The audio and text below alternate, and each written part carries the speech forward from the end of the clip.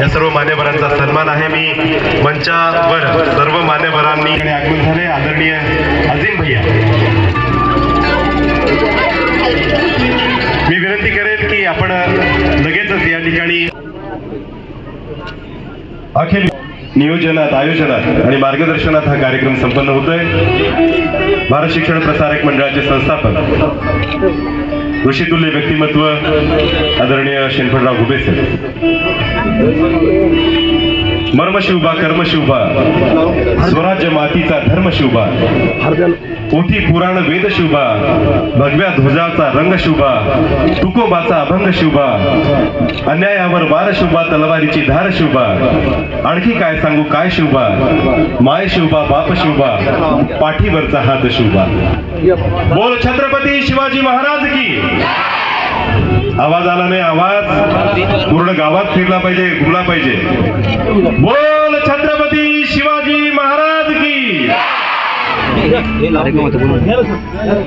महामानव डॉक्टर बाबासाहेब आंबेडकर की।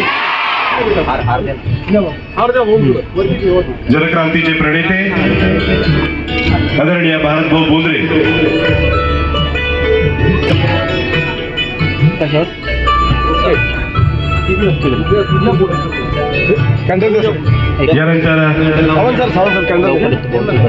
शिवव्याख्याते सुदर्शनजी शिंदे सुद्धा या ठिकाणी उपस्थित आहेत, दीपक प्रज्वलन करतायत।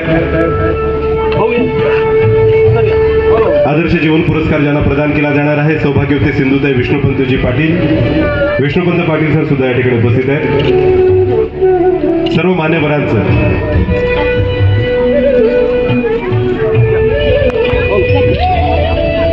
जानकी देवी परिवाराच्या वतीने मी या ठिकाणी मनपूर्वक स्वागत करतो। आप आए साथ ला एक नए संबंध को, प्रेम देना प्रेम लेना प्रेम के अनुलंब को, हम कहे भी तो कहे क्या, शब्द पड़ जाते हैं कम। स्वागतम, शुभ स्वागतम। तमसोमा ज्योतिर्गमय, मृत्योर्मा अमृतम गमय। मनामनातील अंधकार दूर व्हावा आणि त्याची जागा प्रकाशाने व्याप्त व्हावी अशी मंगल कामना आपण या प्रसंगी करूया। विनंती करतो कृपया सर्वांनी आसनस्थ व्हावं, मंचावर विराजित व्हावं। माननीय उद्धव दादा मनपूर्वक स्वागत करतो। माननीय भारत भाऊंचा सत्कार स्वागत आदरणीय दादा करते।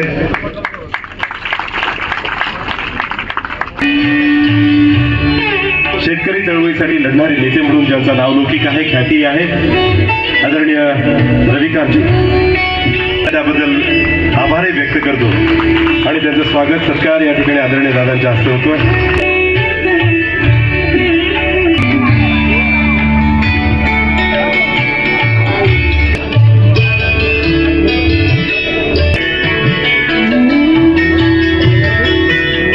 मान्यवर जे उपस्थित आहेत इंदर सेठ आणि सत्कार करा।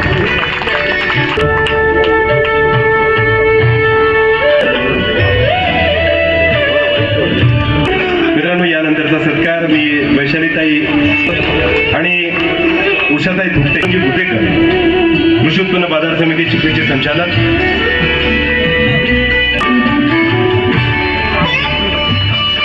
HP भुमे सगळ्यांना विनंती करतो त्यांनी पुढे या. अमरुल्लाह खान साहेब कृपया आपण पुढे या. संतोषजी मिसाळ यांना विनंती करतो. माननीय प्रकाशजी पाटील,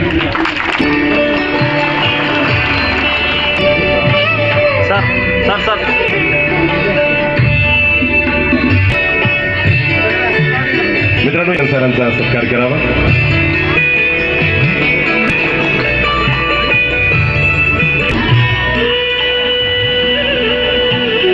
मी सावळे सरांना विनंती करतोय.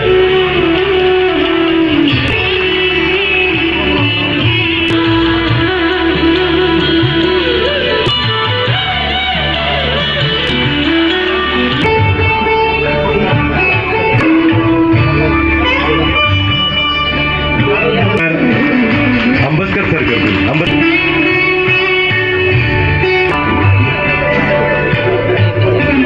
थुट्टे सर. हा पुरस्कार या संस्थेच्या बद्दल थोड्या वेळात या ठिकाणी पोहोचणार आहेत असा निरोप. मित्रांनो,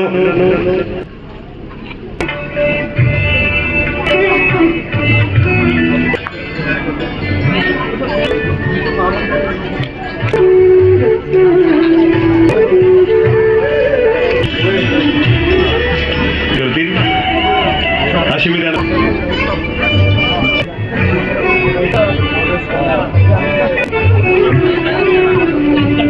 मित्रांनो या ठिकाणी या कार्यक्रमाला आवर्जून आदरणीय उद्धवदादा थुट्टे, पत्रकार अर्थव्यवस्थेचे माननीय उद्धवदादा,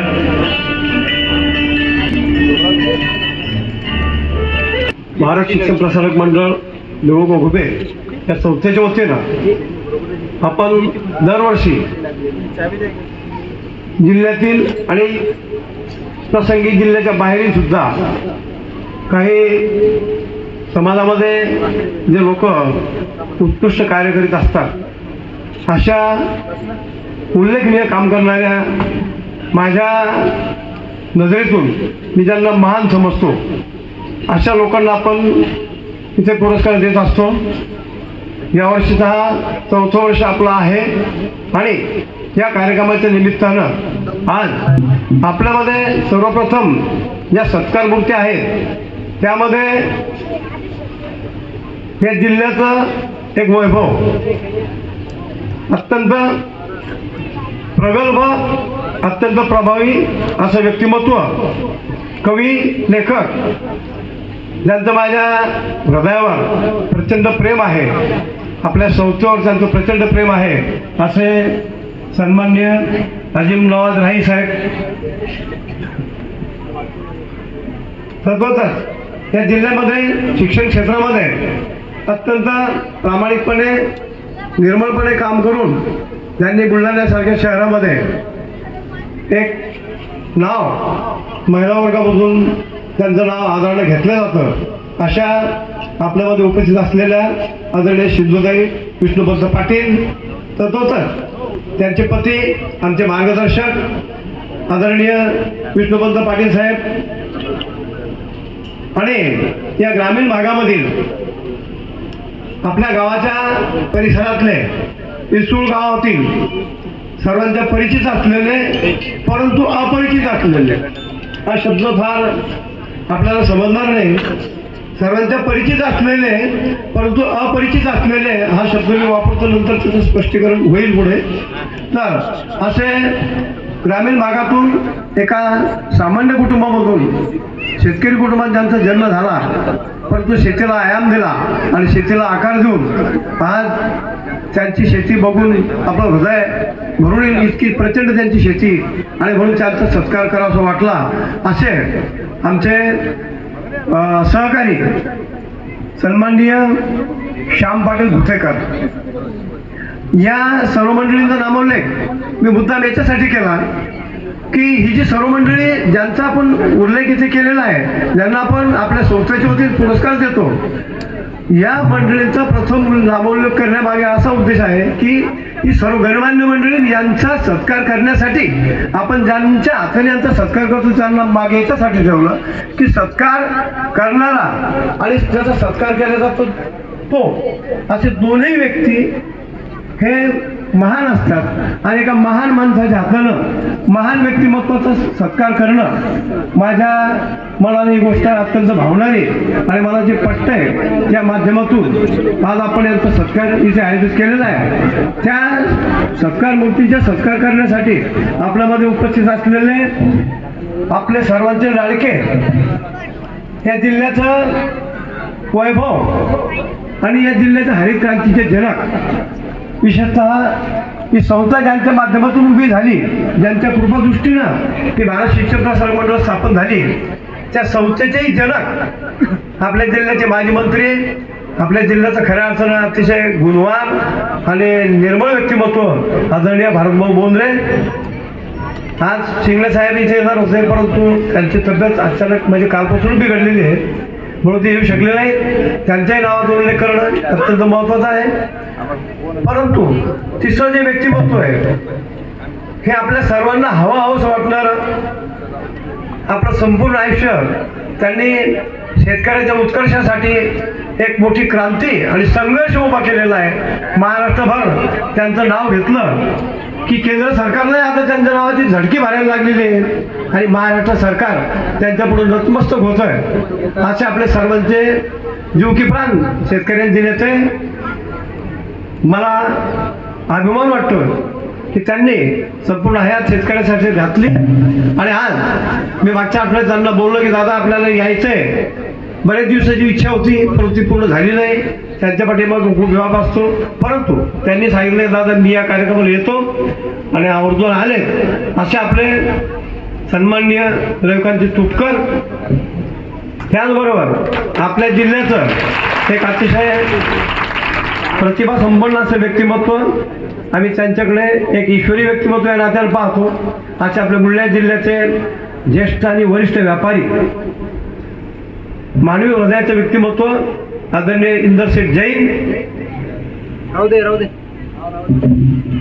या प्रसंगी उपस्थित आपल्या चिखली पंचायत समितीच्या माजी उपसभापती आमच्या भगिनी सौ उषाताई तुट्टे, मान्य अमरोला खडसाळ साहेब शेतकरी संघटनेचे नेते, डॉक्टर विकास मिसाळ आपल्या राष्ट्रवादीचे नुकतेच मला वाटते सचिव झाले,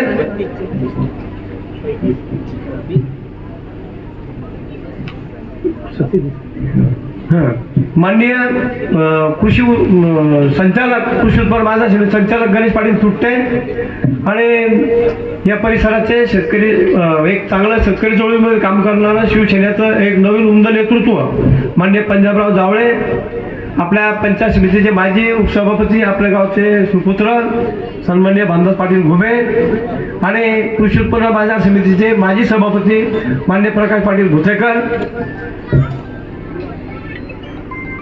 या आमच्या संस्थेचे सचिव सहसचिव माननीय जनार्दन घुबे, संस्थेचे अध्यक्ष प्राध्यापक उद्धव घुबे, संस्थेच्या विद्यमान अध्यक्ष सौ वैशाली घुबे, आमचे श्रीराम भाऊ मिसाळ, उपस्थित सर्व आदरणीय गणमान्य मंडळी, सर्व शिक्षकवृंद, पालकवर्ग आणि विद्यार्थी मित्रांनो, आज आपल्या या संस्थेच्या वतीने दिला जाणारा 4थ्या वर्षाचा चौथ्यांदा पुरस्कार आपण आज ज्यांना जाहीर केलेला आहे याच्यामध्ये फक्त डॉक्टर कपिल मुळे साहेब ते रस्त्यामध्ये आहेत. रात्री 2 वाजेपर्यंत त्यांनी मेंदूचं ऑपरेशन केलं. त्यांचा सगळे फोन आला दादा मी राईट तुमच्या शाळेमध्ये 10 वाजता पोहोचणार होतो पण रात्री 2 वाजता सिरियस पेशंट आला आणि त्या पेशंटच्या ऑपरेशनसाठी मला थांबावं लागलं.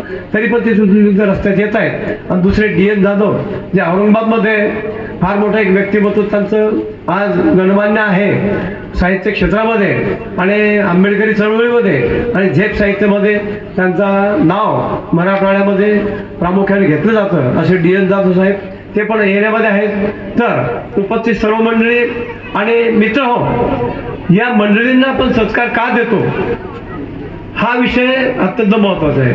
सत्कार कोणाचा होतो हे समजून घेणं गरजेचं आहे. सत म्हणजे चांगलं आणि कार्य म्हणजे कार्य, चांगल्या कार्याचा गौरव होणं हा अत्यंत महत्त्वाचा भाग असल्यामुळं आणि आमची जी दृष्टी असते किंवा समाजामध्ये ते अतिशय चांगलं काम करत असतात, परंतु त्यांच्या कामाची सर्वसामान्य माणसाला जाणीव नसते, माहिती नसते. प्रत्येकजण आपापल्या काय गुंग असतो.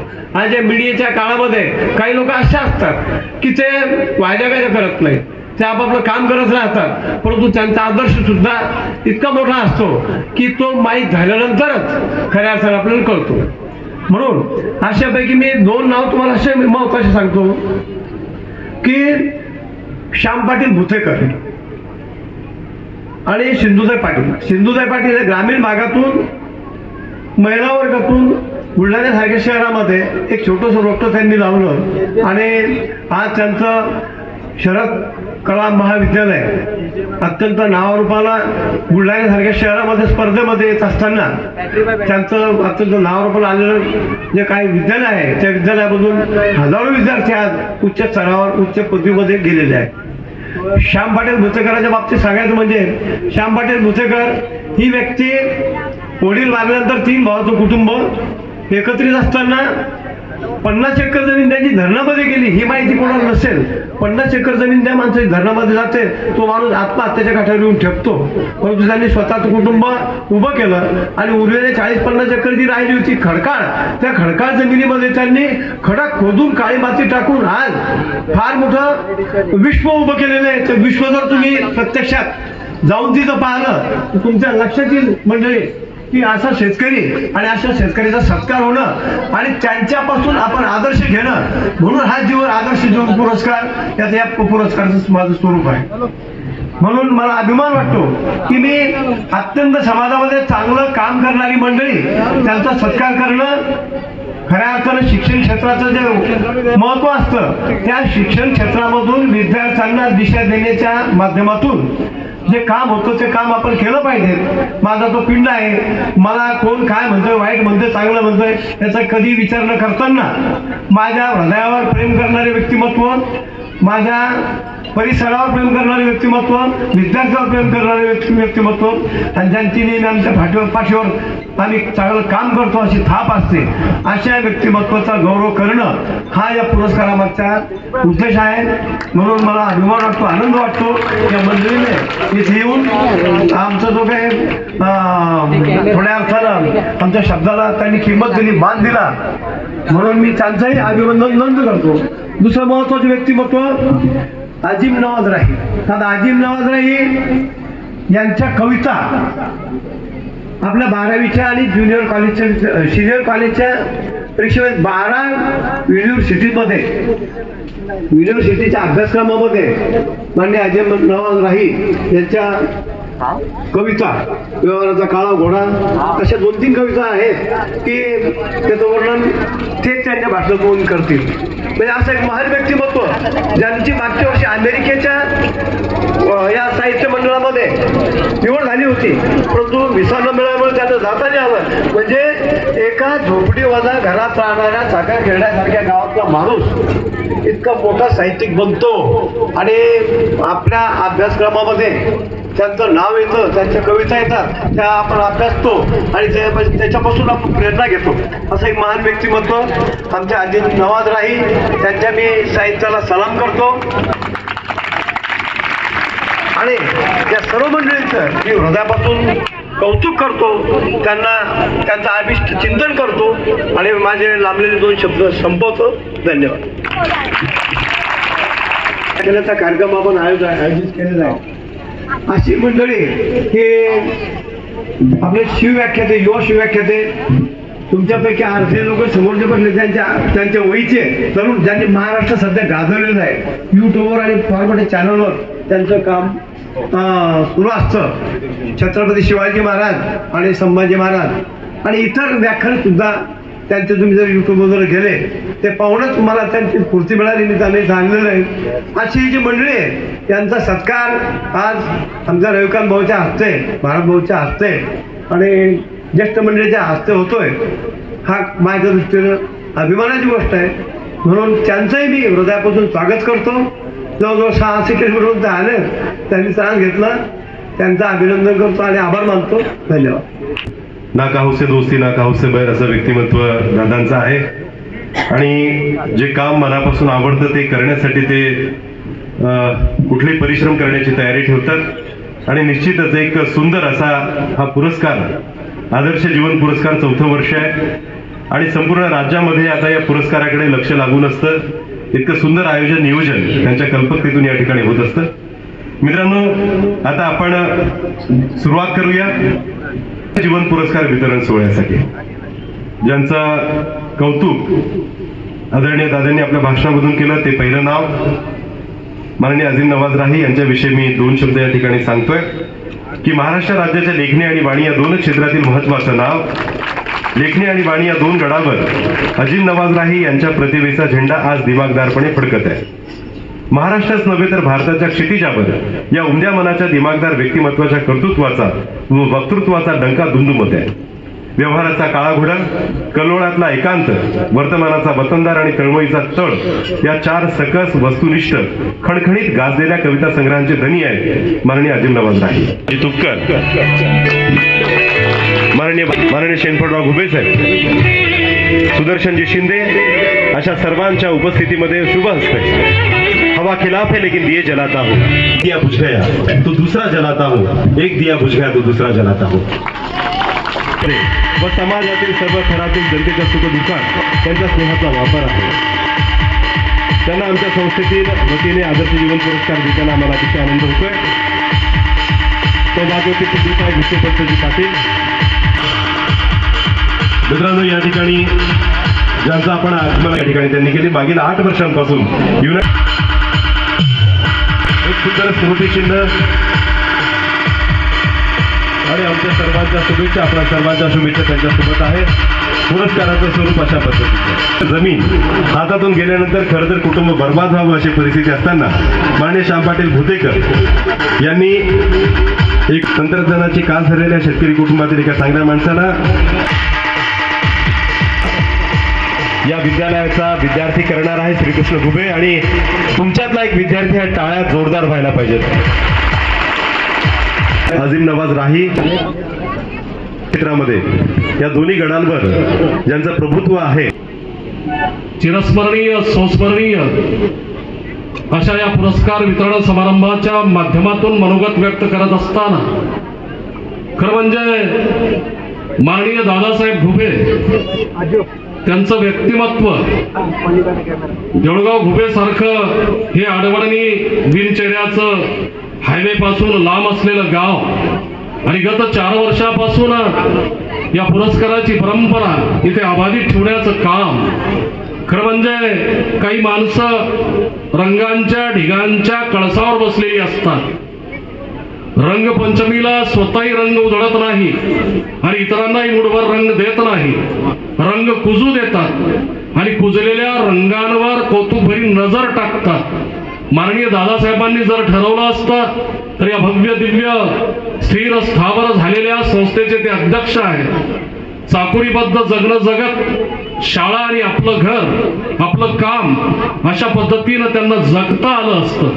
परंतु चाकुरीच्या पलीकडे जाऊन कलावंतांची पाठराखण करणं आजच्या कार्यक्रमाचे सूत्रसंचालक आणि गुड इव्हिनिंग सिटीचे सिद्धहस्त पत्रकार रणजित सिंग राजपूत म्हणाले त्या पद्धतीनं कलावंतांची पाठराखण करण्याचा जो स्वभाव आहे माननीय दादांना लाभलेला, सहकार महर्षी कैलासवासी भास्कररावजी शिंदे साहेबांच्या काळापासून तर लायने साहेब माननीय आमदार डॉक्टर राजेंद्र शिंदे साहेबांच्या या कारकिर्दीपर्यंत मी दादांना पाहतोय.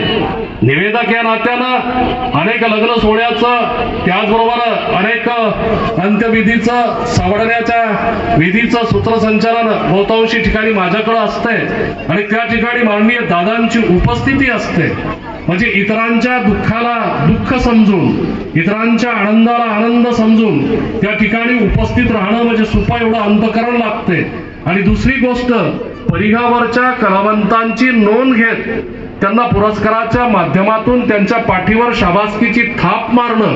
कविवर्य कुसुमाग्रजांची कविता आठवते की ओळखलं कसं मला, पावसात आलो कोणी कपडे होते कर्दमलेले केसावरती पाणी, क्षणभर बसला नंतर हसला बोलला वरती पाहून, गंगामाय पाहुणी आली गेली घरट्यात राहून माहेर वाशीन पोरीसारखी चार भिंतीत नाचली रिकाम्या हाती जाईल कशी बायको मात्र वाचली चूल विजली भिंत घसली होते नव्हते नेले पापड्यामध्ये प्रसाद म्हणून थोडे पाणी ठेवले कारभारणीला घेऊन संगेसर आता लढतो आहे पडकी भिंत बांधतो आहे चिखलगाड काढतो आहे खिशाकडे जाताच हात हसत हसत उठला पैसे नकोच सर जरा एकटेपणा वाटला मोडून पडला संसार पण मोडला नाही कणा पाठीवर हात ठेवून फक्त लढ म्हणा पाठीवर हात ठेवून फक्त लढ म्हणा कुसुमाग्रजांची ही कविता कोणत्याही काळामध्ये कारण कविता या तात्कालिक नसतात त्याचा संबंध वास्तवाशी असतो कविता भवतालाच्या दुःखांच्या खडकांवर चैतन्याचा अजिंठा कोरण्याचं काम करत असते कविता प्रसवायला लागली की शरीरातील असंख्य हाडांचा चुरा होतानाची वेदनामयी जाणीव होते आणि ती जाणीव झाली की मुंगीच्या पावलात बांधलेल्या घुंगराचा निनाद ऐकू येतो अशा पद्धतीचं कारण शब्द लेकरांसारखे असतात भाषेवर निष्ठा असणाऱ्यांच्या रक्तरेखांमधून ते उगवत असतात शब्दातून कळकळ येत नाही कळकळीतून शब्द येत असतात म्हणून माझ्यासारख्या परिहावर लेखन करणाऱ्याच्या संपूर्ण शब्द प्रवासाची नोंद घेऊन माननीय दादासाहेबांनी आदर्श जीवन गौरव पुरस्कार दिला पुरस्कार काय करत असतात पुरस्कार एक ऊर्जा देत असतात पुरस्कार एखादी व्यक्ती अधोरेखित करण्याचं काम करत असतात पुरस्कार पुढील वाटचालीला एक रसद बहाल करत असतात परंतु त्यासाठी दादासाहेबांसारखी दादासाहेब घुबेंसारखी हृदय आणि सुपा एवढ्या अंतकरणाची माणसं लागतात एक शेर आठवतो शकील आझमी यांचा कि मेरी मौजूदगी वो इस तरह तस्लीम करता है मेरी मौजूदगी वो इस तरह तस्लीम करता है मैं कतरा हूं मगर दरिया मेरी ताजीम करता है और खुदा दौलत नहीं देता कभी कंजूस लोगों को खजाना उसी को मिलता है जो तकसीम करता है खजाना उसी को जो मिलता है जो तकसीम करता है काही माणसं बोगनवेली सारखी असतात बोगनवेल जर आपण पाहिली तर संपूर्ण फुलांचा सांबार पिसारा सांभाळून ठेवते बोगनवेल एक पानही खाली गळू देत नाही एक फुलही खाली गळू देत नाही अशा पद्धतीनं अप्पलपोटेपणानं संपूर्ण बोगनवेल आपला पिसारा आपला सांभाळत असते काही माणसं अनेक वेळा रणजितसिंग राजपूत आम्ही बोलत असताना राजकारणामध्ये समाजकारणामध्ये काही माणसं असतात त्यांना अधोरेखित करत असताना त्यांच्याविषयी बोलत असताना काही माणसं अशोकाच्या झाडासारखी असतात उंच उंच जातात फळही देत नाही सावली देत नाही ज्या अंगणात उगवली त्या अंगणात कचरा करतात अशा पद्धतीनं काही माणसं राजकारणामध्ये समाजकारणामध्ये पाहत असताना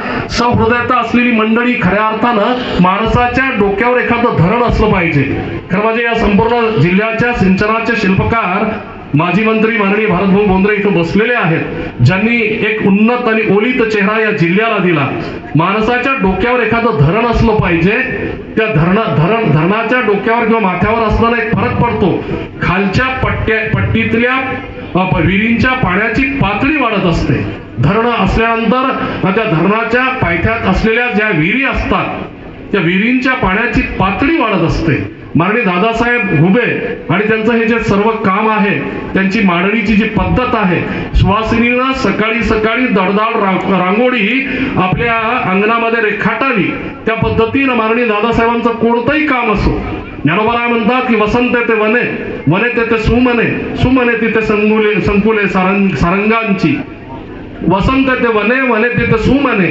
सुमने तेथे संकुले सारंगांची सुंदरतेची वेचावे सुंदर करुणी वाढावे इतरांसाठी सुंदर करुणी वाढावे इतरांसाठी अशा पद्धतीचा कलात्मक स्वभाव गोपाल मापारी म्हणतात की वाचण्यासारखा ऐकण्यासारखा एक माणूस हा जाणण्यासारखा जो हर्रेकास कायम हवा वाटतो संग्रही ठेवण्यासारखा वाटतो संग्रही ठेवण्यासारखा काही या संपूर्ण प्रक्रियेमध्ये संपूर्ण प्रवासामध्ये चालत असताना देऊळगाव घुबेची सहकार्याची कवचकुंडल जी समर्थपणे त्यांना मिळत आहे माननीय रविकांत भूतुपकर यांनी येताना म्हणत होतो की काही माणसं वाळवंटात जरी गेली तरी तिथं जत्रा भरवण्याचं सामर्थ्य त्यांच्यामध्ये असते त्यापैकी दादासाहेब घुबे तुम्ही पाहिलं असेल की जिंदा तिलस्मार जीवन मिक्सचर आणि अमृतांजन या 3 औषधांची जाहिरात तुम्हाला कुठंच दिसणार नाही कोणत्याच वर्तमानपत्रात नाही कोणत्याही टीव्हीवर नाही परंतु पारद्याच्या पाड्यापासून तर गर्भश्रीमंताच्या वाड्यापर्यंत तिन्ही औषधांची नावं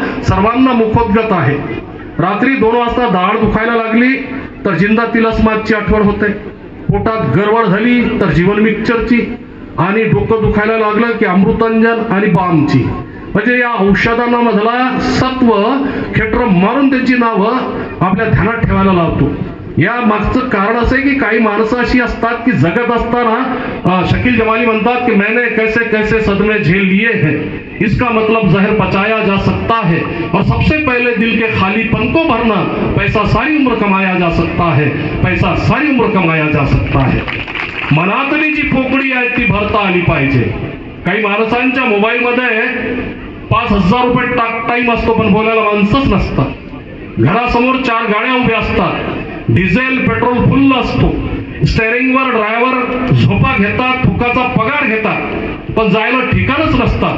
अशा या विचित्र कैचीमध्ये आजचा माणूस सापडला आहे.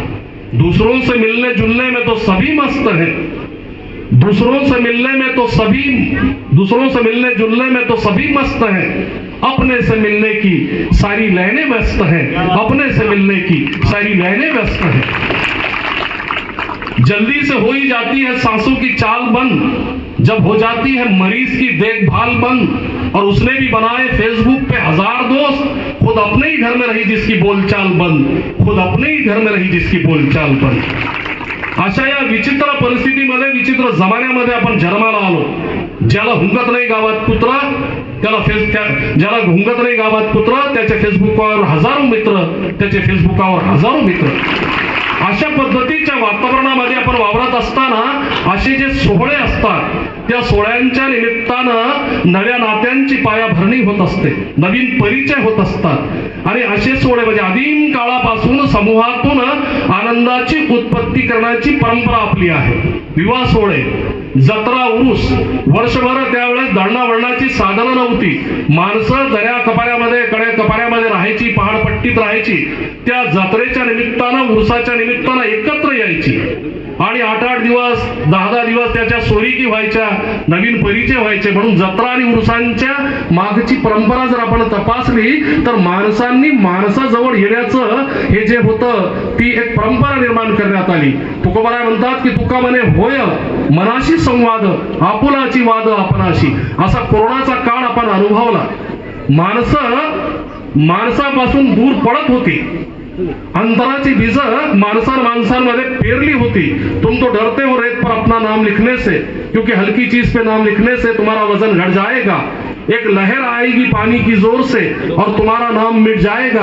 इस सच्चाई को आप मानते जरूर हैं, हुजूर इस हकीकत को भी जानते जरूर हैं. यूं साहिल पर घर बनाना आसान नहीं होता, हर पल लाती है गमों की सौगात ये जिंदगी. ऐसे माहौल में किसी को हंसाना आसान नहीं होता, ऐसे माहौल में किसी को हंसाना आसान नहीं होता.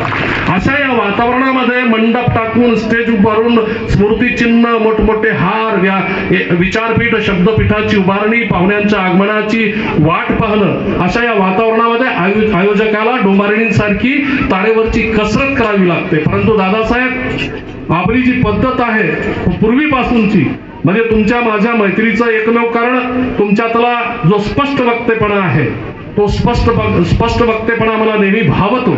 आणि त्यामुळं काय होतंय की एक तुम्ही जी जीवाभावाची माणसं निर्माण केली ती करत असताना ज्यांनी नांगरलं, वखरलं, काळी कचरा वेचला, पेरलं, सोंगलं, मार्केटमध्ये नेऊन टाकलं, पट्टी तुम्ही त्यांच्याच नावानं तयार करतात, ही तुमची जमेची बाजू आहे. आणि आज या ठिकाणी बोलताना आनंद या गोष्टीचा होतो की हा जो पुरस्कार देण्यात आला, रणजितसिंग राजपूत म्हणाले की माय मराठीनं, वाणीनं, लेखणीनं या माणसाला भरभरून दिलं. खरं म्हणजे मी तुम्हाला सांगताना आनंद होतोय की माझ्या चिल्या पिल्यांच्या पात्रात पडणारी जी मीठ भाकर आहे रोजची, ती माय मराठीनं दिलेली आहे. जेव्हा रोजगाराच्या सगळ्या शक्यता मावळल्या तेव्हा वाणी दिमतीला आली आणि उभ्या महाराष्ट्राचा नकाशा निवेदक वक्ता या नात्यानं हा विस्तारत गेला.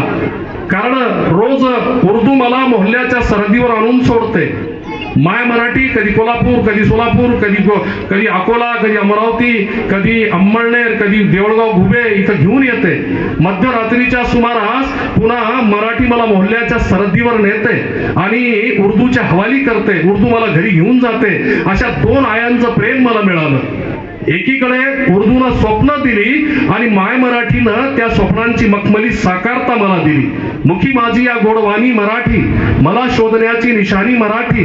जरी मातृभाषा मराठी न माझी, उभ्या जीवनाची कहाणी मराठी, उभ्या जीवनाची कहाणी मराठी. चालता चालता एखाद्या वाटसरूनं खाल्लेल्या आंब्याची कोय उकरण्याच्या दिशेनं फेकावी, ती रुजावी आणि तिचं डेरेदार आंब्याचं झाड व्हावं, अशा पद्धतीनं कविता मला गावली. रणजित सिंग राजपूत म्हणाले की उर्दू माध्यमातून 7व्या वर्गापर्यंत शिकलो. गावात उर्दू हायस्कूल नव्हतं. मुद्दाम विद्यार्थी आणि विद्यार्थिनींसाठी सांगून राहिलेलो आहे की उर्दू हायस्कूल गावात नव्हतं आणि त्या काळामध्ये उर्दू 7व्या वर्गाची परीक्षा बोर्डाची व्हायची. जिल्ह्यातून प्रथम आलो, पहिला आलो. म्हणजे मला उर्दूचं शैक्षणिक भवितव्य होतं. परंतु ज्यावेळेस मी सोडून 8व्या वर्गात एसीएस मध्ये नाव टाकलं, कालच परवाच एसीएस ना माझी विद्यार्थी म्हणून माझ्या सूत्रसंचालनाच्या, निवेदनाच्या आणि वक्तृत्वाच्या क्षेत्रात 40 वर्ष पूर्ण झाल्याबद्दल सत्काराचं आयोजन त्याच शाळेमध्ये केलं ज्या शाळेच्या फाटकावर मी ॲस्कॅन्डिया एवढ्या फुटाने विकले. अशा शाळेच्या फाटकावर माझा सत्कार परवा साखरड्यामध्ये आयोजित करण्यात आला. खरं म्हणजे ज्यावेळेस 8व्या वर्गामध्ये नाव टाकलं हे वडिलांना कळलं. वडील म्हणाले तू 7व्या वर्गापर्यंत शिकला. मी काहीच बोललो नाही. 5व्या वर्गापर्यंत मोहल्ल्यातली पोरं शिकली, घरात 5-50 रुपये आणायला लागली. 7व्या वर्गापर्यंत तू शिकला. मी काहीच बोललो नाही. आता तू मराठीत नाव टाकलं. अभ्यासक्रम बदलणार, क्रमिक पुस्तकं बदलणार, मित्र बदलणार, भाषा बदलणार.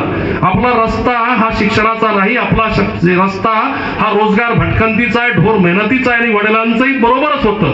कारण 70 वर्ष उलटली स्वातंत्र्याला. 60 बरस का रोना है ये दिन दो दिन की बात नहीं, सबने हमको छोड़ दिया है कोई हमारे साथ नहीं. स्वातंत्र्याचा जो सूर्योदय झाला, या स्वातंत्र्याच्या सूर्योदयाच्या माध्यमातून जिनानं या देशावर एक रेघ उडली. पाकिस्तान नावाचा देश अस्तित्वात आला आणि खऱ्या अर्थानं ज्यांची या भूमीवर निष्ठा होती, भक्ती होती, ती मंडळी इकडंच थांबली. त्यांनी जिनाच्या हाकेला ओ दिला नाही. ज्यांना जायचं होतं त्या घरफोड्या जिनाच्या नावावर ते पाकिस्तानमध्ये गेले आणि ज्यांची निष्ठा या भूमीमध्ये होती, या मातृभूमीवर होती, या मातीवर होती, ते इथंच थांबले. 70 वर्ष उलटली.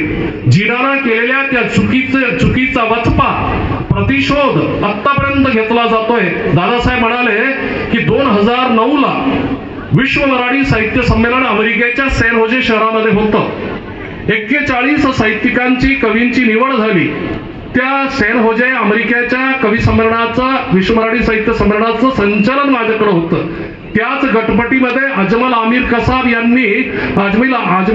कसाब आणि त्याच्या अतिरेक्यांनी, खरं म्हणजे हे मुठभर किडे जे सरहद्द ओलांडून येऊन पोताभर गव्हाचा खडावा करत असतात, त्या मुठभर किड्यांपैकी एक अजमल आमिर कसाब नावाचा एक किडा या देशामध्ये आला आणि त्यानं ताजवर हल्ला केला. खरं म्हणजे त्याच क्षणाला 3ऱ्या, 4थ्या, 5व्या दिवशी अमेरिकन दूतावासामध्ये माझी मुलाखत होती. अमेरिकेनं व्हिसा नाकारला. मला त्या विश्व मराठी साहित्य संमेलनामध्ये जाता यावं म्हणून महाराष्ट्र साहित्य परिषदेनं पुनर्विचाराची याचिका दाखल केली. पहिल्या वेळेस एका कवीच्या मुलाखतीसाठी मराठी अधिकारी बसवले, दुसऱ्या वेळेस गुजराती अधिकारी बसवले आणि गुजराती अधिकाऱ्यांनी पहिला ठरवलेला निर्णय पूर्वत दिला. मला व्हिसा नाकारला. खरं म्हणजे ज्यावेळेस स्वर्गीय जयंतराव पवार महाराष्ट्र टाइम्सचे पत्रकार यांनी आणि अपराजित साहेब यांनी सकाळ आणि महाराष्ट्र टाइम्स मध्ये लेख लिहिला, त्यांनी मला एक प्रश्न विचारला. मी त्यांना म्हणालो की तुम्हाला मुस्लिम म्हणून अमेरिकेला व्हिसा नाकारला का? मी त्यांना स्पष्ट म्हणालो की माझ्या राज्यानं निवड केली, माझ्या देशानं मला पासपोर्ट दिलाय. त्यांच्या देशामध्ये कोणाला येऊ द्यायचा हा त्यांचा प्रश्न आहे, परंतु माझ्या राज्यावर, माझ्या देशावर माझा सार्थ अभिमान आहे. त्यामुळे मला असं वाटत नाही. कारण निदा फाजली नावाचे लेखक, निदा फाजली नावाचे कवी, भारतातले चित्रपट गीतकार जेव्हा पाकिस्तानमध्ये एका मुशायऱ्याला गेले, इस्लामाबादमध्ये त्यांना काही पत्रकार भेटले. परतीच्या प्रवासात विमानात बसताना त्याच्या आधी विमानतळावर त्यांनी एक प्रश्न विचारला की तुमच्या देशामध्ये हिंदू आणि मुसलमानांच्या दंगली प्रचंड प्रमाणामध्ये होतात, याबद्दल तुम्हाला काय म्हणायचं आहे? त्यावेळेस निदा फाजली यांनी गद्य सदृश्य लांबलचक प्रतिक्रिया दिलीच नाही.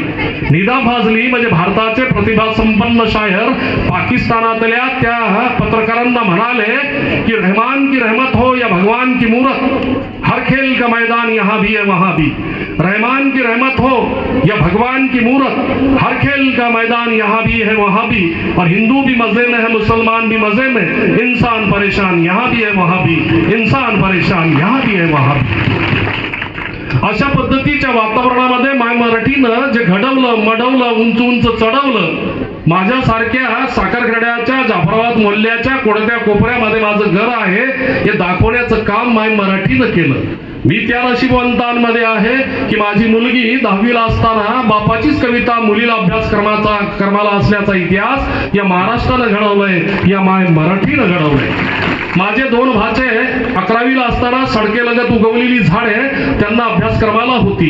म्हणजे खऱ्या अर्थानं बापाची कविता मुलीला, मामाची कविता भाच्यांना, पुन्हा काय द्यावं, ज्वारीच्या भरदार कणसासारखं दान माय मराठीनं माझ्या शब्द यात्रेच्या पदरामध्ये टाकलं. मी माझ्या कातडीची पादात तराण करून जरी माय मराठीच्या पायात घातली तरी तिचे उपकार फिटणार नाही असं आभाळ व्यापी दान माय मराठीनं मला दिलं. आणि आज या ठिकाणी बोलत असताना माननीय भारतभाऊ बोंद्रे, खरं म्हणजे भारतभाऊ एका व्यक्तीचं नाही, एका दिशेचं नाव आहे. भारतभाऊ बोंद्रे म्हणजे तुकोपराय म्हणतात, तुका म्हणे झरा आणि मूळचाच खरा, तुका म्हणे पाणी आणि पातळपणे तळाखाली. जेव्हा भारतभाऊ पाटबंधारे मंत्री झाले, म्हणजे MIDC तर या जिल्ह्याला आणूनच दिली चिखलीला. भारतभाऊ जेव्हा पाटबंधारे मंत्री झाले तर त्यांनी जंगल झाडींची, नद्या नाल्यांची हाक ऐकली आणि सिंचनाचा जो प्रश्न होता, आज जे झुळझुळतं पाणी या संपूर्ण जिल्ह्यामध्ये दिसतंय. मी स्वतःला नशीबवंत समजतो की भारतभाऊंचा अभिष्ट चिंतन सोहळा चिखलीला राजा टावरच्या त्या भव्य प्रांगणामध्ये जेव्हा माननीय शरद पवार साहेबांच्या हस्ते आयोजित करण्यात आला, भाऊंच्या 61 निमित्त, 75 निमित्त, तर त्या सोहळ्याचं सूत्रसंचालन माझ्याकडे देण्यात आलं. याचं एकमेव कारण, मग भारतभाऊ असतील, शंतनू भाऊ असतील, ही मंडळी गुणवत्ता असलेली गुणग्राहक आहेत, यांना रसिकता आहे. मानपत्राच्या रेड्याच्या जबाबदारीपासून तर संचालनापर्यंत.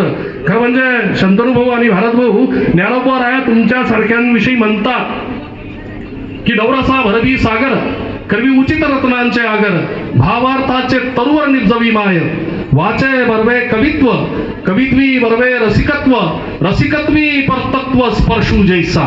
श्रीमद भगवद्गीतेमध्ये एक श्लोक आहे की समानशिले व्यसनशु सख्यम, समानशिले गुणेषु सख्यम, गुणागुणेषु पूजन्यते, नच धर्मम नच वयाह, नच धर्मम नच वयाह.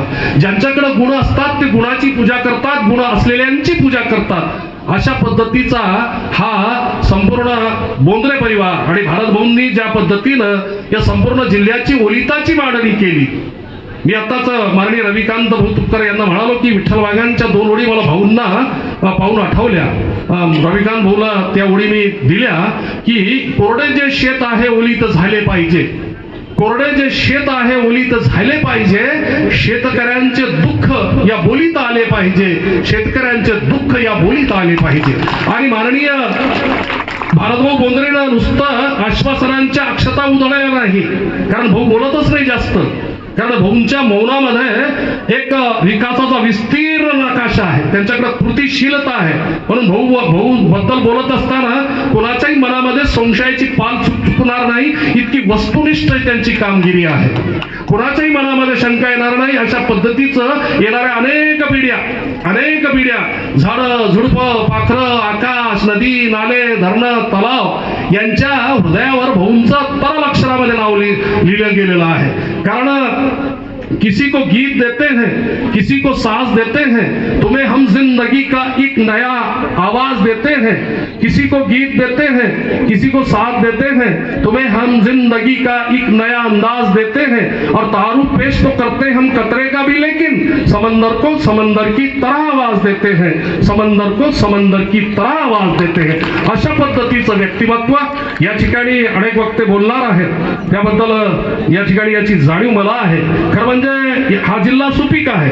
म्हणजे प्रत्येक घटना म्हणजे पत्रकारिता असो की काही असो त्या किंवा कोणतीही घटना असो म्हणजे के लाईव्हच्या माध्यमातून संपूर्ण हा सोहळा उभा महाराष्ट्र पाहतोय. के लाईव्हची तळमळ की या जिल्ह्यात घडणाऱ्या कमळाकर खेडेकरांची तळमळ की या जिल्ह्यात घडणाऱ्या प्रत्येक घटनांच्या नोंदी उभ्या महाराष्ट्रामध्ये व्हाव्या.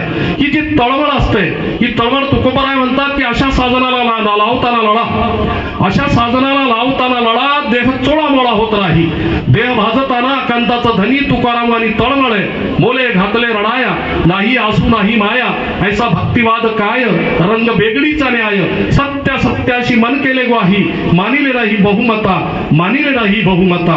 माननीय रविकांत तुपकर ज्यावेळेस संपूर्ण महाराष्ट्राची भटकंती करतात, शेतकऱ्यांच्या आंदोलनाच्या संदर्भामध्ये संपूर्ण महाराष्ट्राची भटकंती करत असताना, अनेक सोहळ्यांना, अनेक सभांना, अनेक आंदोलनांना संबोधित करत असताना बुलढाणा जिल्ह्याची लेखनी, वाणी, साहित्य याची जाणीव अनेक लोक मला फोन करून सांगतात की तुमच्याकडचे शेतकरी नेते रविकांत तुपकर आले होते या ठिकाणी, त्यांच्या मनोगतामध्ये आम्ही घरी बसलेले असताना तुमचं नाव ऐकलं, अरे तुझं नाव ऐकलं. काही मित्रमंडळी फोन करत असतात, कोल्हापूर, सोलापूर तिकडची जी सांगलीकडची, खूप आनंद होतो. कारण ही जी माती आहे बुलढाणा जिल्ह्याची ती सृजनशील माती आहे.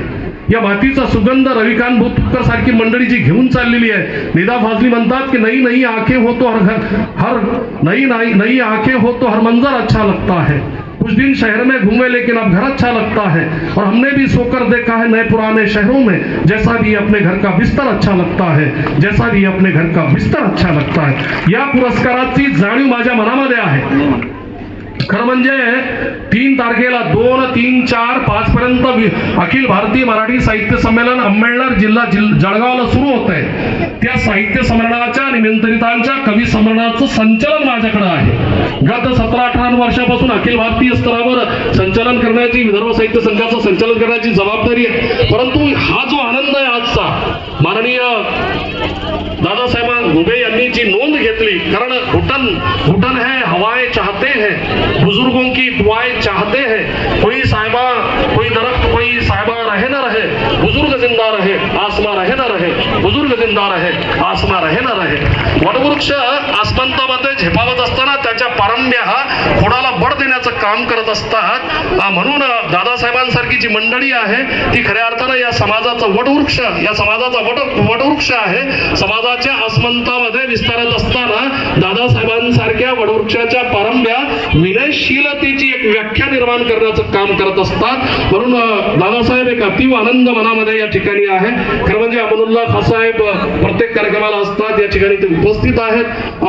त्याचबरोबर इंदर सेठचा उल्लेख यासाठी कारण की ते उद्योगपती आहे जिल्ह्याचे, आणि खऱ्या अर्थानं धोधो पैसा त्यांच्याकडे रात्रंदिन कोसळतो. आणि इतकंही असताना खऱ्या अर्थानं प्रत्येक वाङ्मयीन कार्यक्रमामध्ये त्यांच्या अनेक कार्यक्रमांचं सूत्रसंचालन करण्याचं भाग्य, प्राक्तन प्रारब्ध मला लाभलं. याचा अर्थ कलेकडे त्यांची दृष्टी आहे. कलेवर प्रेम करणारं त्यांचं जे आहे खरं म्हणजे दुर्गंध नष्ट करणे हा ध्यास अत्तराचा असतो, स्वभाव नेहमी हा खास अत्तराचा. घेण्यास मी मुलाखत गेलो घरी फुलांच्या, तेव्हा मला कळाला इतिहास अत्तराचा, तेव्हा मला कळाला इतिहास अत्तराचं. असं सुगंधित व्यक्तिमत्व माननीय इंदर सेठ या ठिकाणी उपस्थित आहे. या ठिकाणी बोलताना अतिव आनंद होत असताना सिंधुताई विष्णुपंत पाटील, खरं म्हणजे शिक्षणाची गंगोत्री या जिल्ह्यामध्ये आणण्याचं काम प्राचार्य माननीय विष्णुपंत पाटील सरांच्या माध्यमातून जे झालंय त्याचा उल्लेख दादासाहेबांनी आपल्या मनोगतामध्ये केलाय. श्याम पाटील भुतेकर म्हणजे काही वेळा नादो महानोर म्हणतात की गारठ्याची रात्र थंडाई हवेला, चांदण्याची झिळ ओल्या जोंधळ्याला, दूर लखलखत्या दिव्यांनी गाव जागे, इथे कवळून मी माझ्या गोधडीला, या शेताने लढा लाविला असा असा की सुखदुःखात परस्परांशी हसलो रडलो, आता तर हा जीवच अवघा असा जखडला, मी त्याच्या हिरव्या बोलीचा शब्द झालो, मी त्याच्या हिरव्या बोलीचा शब्द झालो. अशा पद्धतीनं 50 एकर शेती धरणात गेल्यानंतरही न डगमगता आणि अत्यंत दृढ निश्चयानं पुन्हा जीवनाची उभारणी करणारे श्याम पाटील. त्याचबरोबर या ठिकाणी ज्यांना पुरस्कारानं सन्मानित करण्यात आलं ते डॉक्टर साहेब हृदयरोग तज्ञ, त्याच्यानंतर जाधव साहेब ज्यांनी झेप साहित्य संमेलनाच्या माध्यमातून एक नवी मांडणी आपली केलेली आहे, त्यांचं सुद्धा मनपूर्वक अभिनंदन करतो. माननीय भारत भाऊ, माननीय रविकांत जी तुपकर साहेब, शंतनुभाऊ बोंद्रे, आत्ता ज्यांची राष्ट्रवादी काँग्रेस पार्टीच्या जिल्हा उपाध्यक्षपदी निवड झाली ते माननीय गजाननराव वायाळ, त्याचबरोबर ग्रामपंचायत सदस्य माननीय कृष्णा मिसाळ, इंदर सेठ, उषाताई थुकटे, डॉक्टर विकास मिसाळ, गणेश पाटील थुकटे, पंजाब जावळे, भानदास नाना घुबे, प्रकाश पाटील भुतेक, विनायक सरनाईक, श्रीकृष्ण घुबे ज्यांचा आता इथं सत्कार झाला, जनार्दन घुबे, त्याचबरोबर उद्धव घुबे, वैशालीताई घुबे, श्रीराम मिसाळ या सर्वांचा नामोल्लेख या ठिकाणी करतो. या ठिकाणी मला बोलण्याची संधी दिली. कहा आंसुओं की ये सौगात होगी, नए लोग होंगे, नई बात होगी. कहा आंसुओं की ये सौगात होगी, नए लोग होंगे, नई बात होगी. मुसाफिर है तुम भी, मुसाफिर है हम भी, किसी मोड़ पर फिर मुलाकात होगी. मैं राही हूँ मोहब्बत का पुजारी, मोहब्बत ही मोहब्बत चाहता हूँ. मिलेंगे फिर किसी मौके पे हम तुम. खुदा हाफिज. इजाजत. या संस्थेमध्ये आज मला येण्याचं जे योग आला हे खऱ्या अर्थाने मी माझं भाग्य समजतो. आम्ही महाराष्ट्राच्या कानाकोपऱ्यात जातो, शाळा अनेक बघितल्या, संस्था अनेक बघितल्या, परंतु फक्त कागदापुरतं शिक्षण न देता खऱ्या अर्थानं सगळ्या अंगानं विद्यार्थ्यांना घडवण्याचं काम जर कुठं होत असेल तर ते या जानकी देवी विद्यालयामध्ये होतं आणि या भारत शिक्षण प्रसारक मंडळामध्ये होतं. भावांनो, मी बघतो, मी बुलढाण्याच्या भारत विद्यालयाचा विद्यार्थी आहे. आम्हाला असं वाटायचं की भारत विद्यालय जे आमचं आदर्श शाळा आहे काका, परंतु ग्रामीण भागामध्ये शाळा कशी असावी याचं उत्तम उदाहरण जर कुठं असेल तर ते जानकी देवी महाविद्यालय आहे, विद्यालय आहे. भावांनो, 25 वर्ष झाले ही संस्था अतिशय दिमाखामध्ये उभी आहे. शाळा तर भारत भाऊ मला सांगत होते बोलताना की मी खूप लोकांना शाळा दिल्या. अनेक नेते मंडळी पदावर असली की कार्यकर्त्यांना किंवा आपल्या सहकाऱ्यांना शाळा देत असतात, परंतु ती शाळा चालवण्याचं धारिष्ट्य, ते टिकवण्याचं आणि ते तत्वानं ते सगळं पुढे गेलं पाहिजे हे फार कमी लोकांमध्ये असतं. शाळा काढली, शासनाची ग्रँट येणार, पगार येणार, तुम्ही शाळेत येणार, शाळेत शिक्षक शिकवणार, परंतु या विद्यालयातला एखादा विद्यार्थी याचा एक वेगळा ठसा महाराष्ट्रभर किंवा देशभर फिरताना उमटला पाहिजे. आम्हाला या परिसरातले कोणते विद्यार्थी भेटले की त्यांना आम्ही विचारतो, लक्षात येतं की हा जानकी देवीचा विद्यार्थी आहे, या शाळेचा विद्यार्थी आहे. एक वेगळ्या पद्धतीचं शिक्षण आणि पोरांना स्पोर्टमध्ये घडवण्याचं काम, त्यांच्या सांस्कृतिक कार्यक्रम असतील किंवा इतर सगळ्या गोष्टींमध्ये त्यांना प्रोत्साहन देण्याचं काम या संस्थेच्या माध्यमातून सातत्यानं होतं. या गावाचा आणि माझा फार जुना परिचय आहे. माझ्यासारख्या सर्वसामान्य, अतिशय सामान्य घरातल्या शेतकऱ्याच्या पोराला शेतकऱ्याचा पोरगा कार्यकर्ता ते नेता घडवण्याचं काम ज्या कोणत्या गावानं केलं असेल तर ते देऊळगाव घुबे आणि भरोसा गावानं केलेलं आहे. मी लहानपणापासून या गावात येतो. एखाद्या माणसावर प्रेम कसं करावं, एखाद्याला जीव कसा लावावा आणि जर कोण अंगावर आला तर त्याला शिंगावर कसं घ्यावं हे देऊळगाव घुबे आणि भरोशाकडून शिकलं पाहिजे. म्हणजे प्रशासनातल्या भल्या भल्या अधिकाऱ्यांना सुद्धा नमवण्याचं काम, मी म्हणणाऱ्या अनेकांची मस्ती उतरवण्याचं काम या गावकऱ्यांनी आतापर्यंत केलेलं. अन्याय सहन न करणारं गाव म्हणून या गावाची संबंध जिल्ह्यामध्ये ओळख आहे. आणि म्हणून मला असं वाटतं की ही जी क्षमता या गावामध्ये आहे, विद्रोह करण्याची प्रवृत्ती जी या गावामध्ये आहे, अन्यायाच्या विरोधामध्ये बंड करण्याची क्षमता जी या परिसरामध्ये आहे, गावामध्ये आहे, त्या अशाच पद्धतीने पुढच्या पिढीमध्ये सुद्धा टिकून राहिलं पाहिजे असं मला वाटतं. भावांनो, 2 गोष्टी आहेत. आता इथं ही ज्या काही मंडळीला पुरस्कार दिले ती वेगळ्या वेगळ्या क्षेत्रात काम करणारी चांगली मंडळी आहे. या लोकांचा तुमच्याशी परिचय झाला पाहिजे. लक्षात घ्या, वेगळ्या वेगळ्या क्षेत्रात काम करणाऱ्या चांगल्या मंडळीचा परिचय तुमच्याशी झाला पाहिजे, जेणेकरून तुम्हाला त्याच्यातून प्रेरणा मिळते. आम्ही शाळेत तुमच्यासारख्या असताना आमच्या शाळेत जी काही चांगली माणसं भाषणं देत होती किंवा आमच्याशी त्यांचा परिचय करून दिला जात होता, त्याच्यातनं अनेक गोष्टी आम्हाला शिकायला मिळाल्या. तुम्ही फक्त हा कार्यक्रम लोक भाषण करतात, तुम्ही टाळ्या वाजवतात इथपर्यंत मर्यादित घेऊ नका. या प्रत्येक माणसाकडून काहीतरी घेण्यासारखं इथं आहे, लक्षात ठेवा. ही माणसं तुमच्या आयुष्यात आली तर तुमच्या आयुष्यात काहीतरी वेगळं घडू शकतं. अशा पद्धतीने हे कार्यक्रम आपण घेतले पाहिजे. जी माणसं लौकिकदृष्ट्या मोठी आहेत त्यांचे सत्कार सगळेच करत असतात, परंतु जी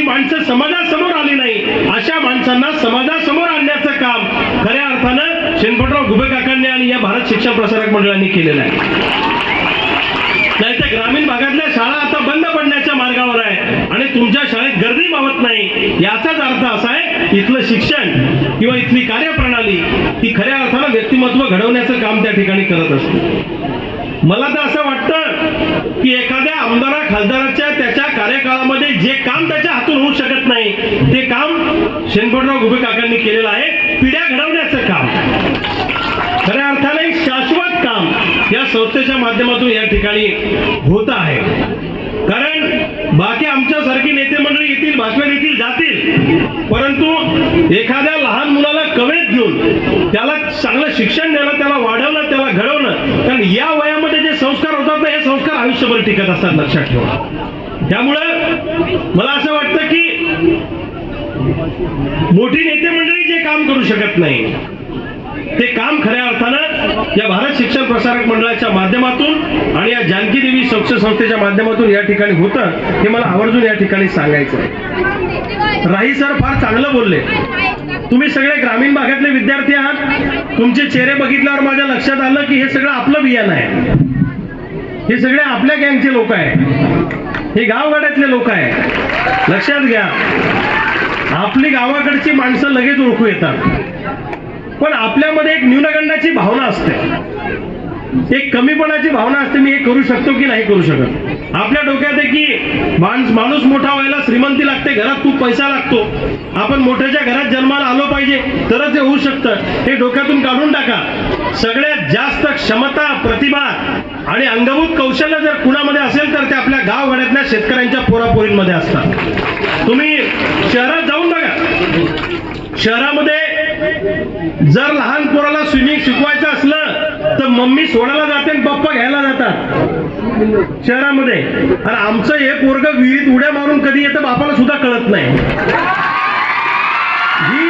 ही जी काही क्षमता आहे, हे जे काही कौशल्य आमच्या पोरांमध्ये आहे, हे गावगाड्यातल्या पोरांमध्ये आहे. स्वातंत्र्य चळवळीमध्ये जे काही क्रांतिकारक लोक उतरले, हे काही टाटा बिर्ला अंबानीच्या घरातले नव्हते, हे सगळे गावगाड्यातले आपल्या ग्रामीण भागातले लोक होते, लक्षात ठेवा.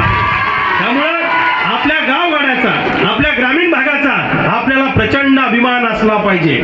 कोण म्हणतं गर्व से कौम हिंदू आहे, कोण म्हणतं गर्व से कौम मुस्लिम आहे. मी त्याच्या पुढे जाऊन तुम्हाला सांगतो की गर्व से कहो हम किसान के लड़के हैं, आम्ही शेतकऱ्याची औलाद आहोत, हे तुम्हाला गर्वाने आणि अभिमानाने सांगता आलं पाहिजे. लक्षात घ्या. आपल्या बापाची ओळख करून द्यायची लाज वाटू देऊ नका. आपला बाप फाटक्या धोत्रात असेल, आपली माय 2 लुगड्याचं 1 लुगडं करून दांड भरून घालत असेल, पण त्याचा आपल्याला अभिमान आणि गर्व असला पाहिजे. आपण काय 2 नंबरवाल्याच्या पोटी जन्माला आलो नाही, आपण काही पुढाऱ्याच्या पोटी जन्माला आलो नाही, आपण काही भ्रष्टाचारानं पैसे कमवणाऱ्याच्या पोटी आपण जन्माला आलो नाही. एका दाण्याचे 1000 दाणे करण्याची क्षमता ज्या मायबापाच्या हातामध्ये आहे, आपल्या गावाला नाही तर देशाला पोचण्याची ताकद ज्या मायबापाच्या हातामध्ये आहे, अशा इमानदार मायबापाच्या पोटी आपण जन्माला आलो, याचा आपल्याला सार्थ अभिमान असला पाहिजे. म्हणून गावगाड्याचा अभिमान बाळगा, आपल्या शाळेचा अभिमान बाळगा, आपल्या आई वडिलांचा अभिमान बाळगा, आणि शहरात जा, दिल्ली मुंबईत जा, पुण्यात जा, स्वतःला कमी समजू नका. तुम्हाला वाटतं की शहरातल्या लोकांना खूप काही कळतं? अरे त्यांच्यापेक्षा आपल्याला जास्त कळतं, पण आपल्याकडे पैसा नाही, आपल्याकडे संपत्ती नाही, त्यामुळे आपल्याला उगीच असं वाटतं की आपण कुठे कमी पडतो का काय. मी जेव्हा, माझं गाव सावळा आहे, बुलढाण्यापासून 7-8 किलोमीटर अंतरावर, मी सायकलनं शाळेत जायचो आणि सायकलनं वापस यायचो. तेव्हा मी वायरची थैली घेऊन जायचो तर मला जरा कमीपणा वाटायचा. आणि बाकी पोरांकडे चांगले दप्तर असायचे, त्यांच्या डब्यात चांगलं चांगलं खायला असायचं. आमची माय डब्यामध्ये चटणी, ज्याला आपण खार म्हणतो, आता त्याला लोणचं म्हणतात, तर ती द्यायची, शिळी पोळी. आणि मग बाकीच्या पोरांमध्ये जाऊन डबा कसा खायचा, कारण आपण तर ग्रामीण भागातले आहे, आपली तर वायरची थैली आहे, असा एक कमीपणा वाटायचा. मी खूप शांत राहिलो 1-2 वर्ष, आणि मग शाळेत गेल्यावर भारत शाळेत माझ्या लक्षात आलं की यार हे तर काहीच खरं नाही, हे तर आपल्यापेक्षा भंगारेलं आहे, यायला तर काही समजत नाही. म्हणून न्यूनगंडाची जी भावना ग्रामीण भागातल्या पोरांमध्ये असते ती आपण काढून टाकली पाहिजे. प्रत्येक गोष्ट आपण करू शकतो. स्पर्धा परीक्षेमध्ये आता एमपीएससी यूपीएससी मध्ये पास होणाऱ्या पोरांचं प्रमाण टक्का कुठला आहे, हा ग्रामीण भागातल्या पोरांचा लक्षात ठेवा. गावखेड्यातल्या पोरांचा आहे. त्यामुळं त्या दृष्टीनं आपण पावलं टाकली पाहिजे. आपल्या गरिबीचा कमीपणा वाटू देऊ नका, आपल्या आईवडिलांचा कमीपणा वाटू देऊ नका, आपल्या भागाचा कमीपणा वाटू देऊ नका. आपल्या गावाचं स्पिरिट जागृत ठेवा, आपल्या सोबत काम करणाऱ्या माणसांचं स्पिरिट जागृत ठेवा.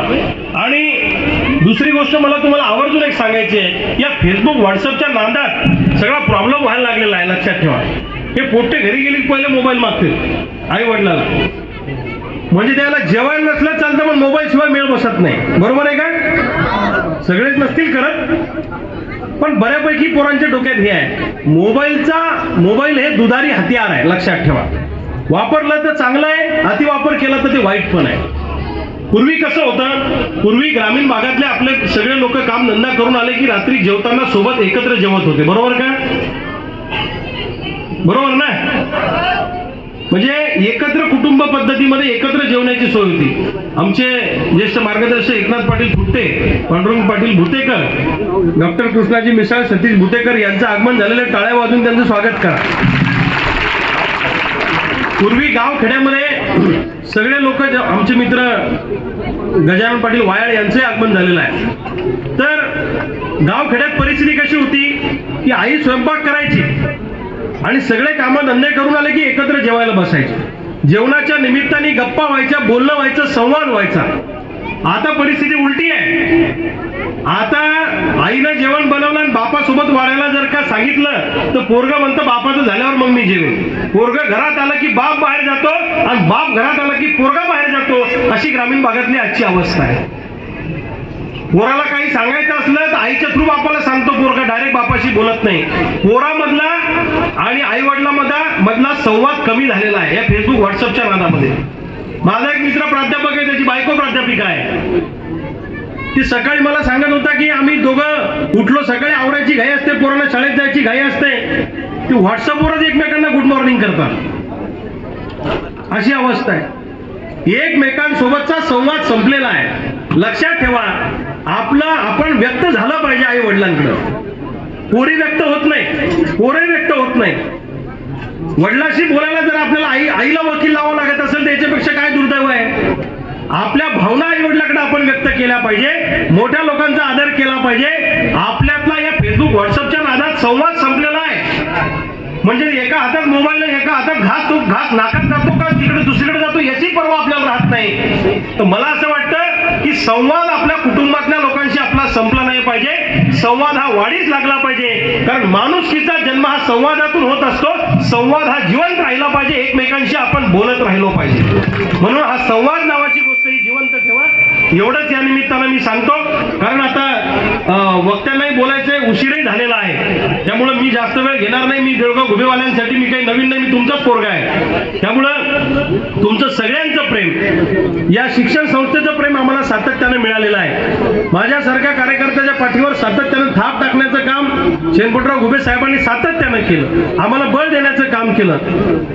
तर ते असं आमच्यासारख्या लोकांना कायमच बळ देत असतात. त्यामुळे अशी माणसं जिवंत ठेवली पाहिजे.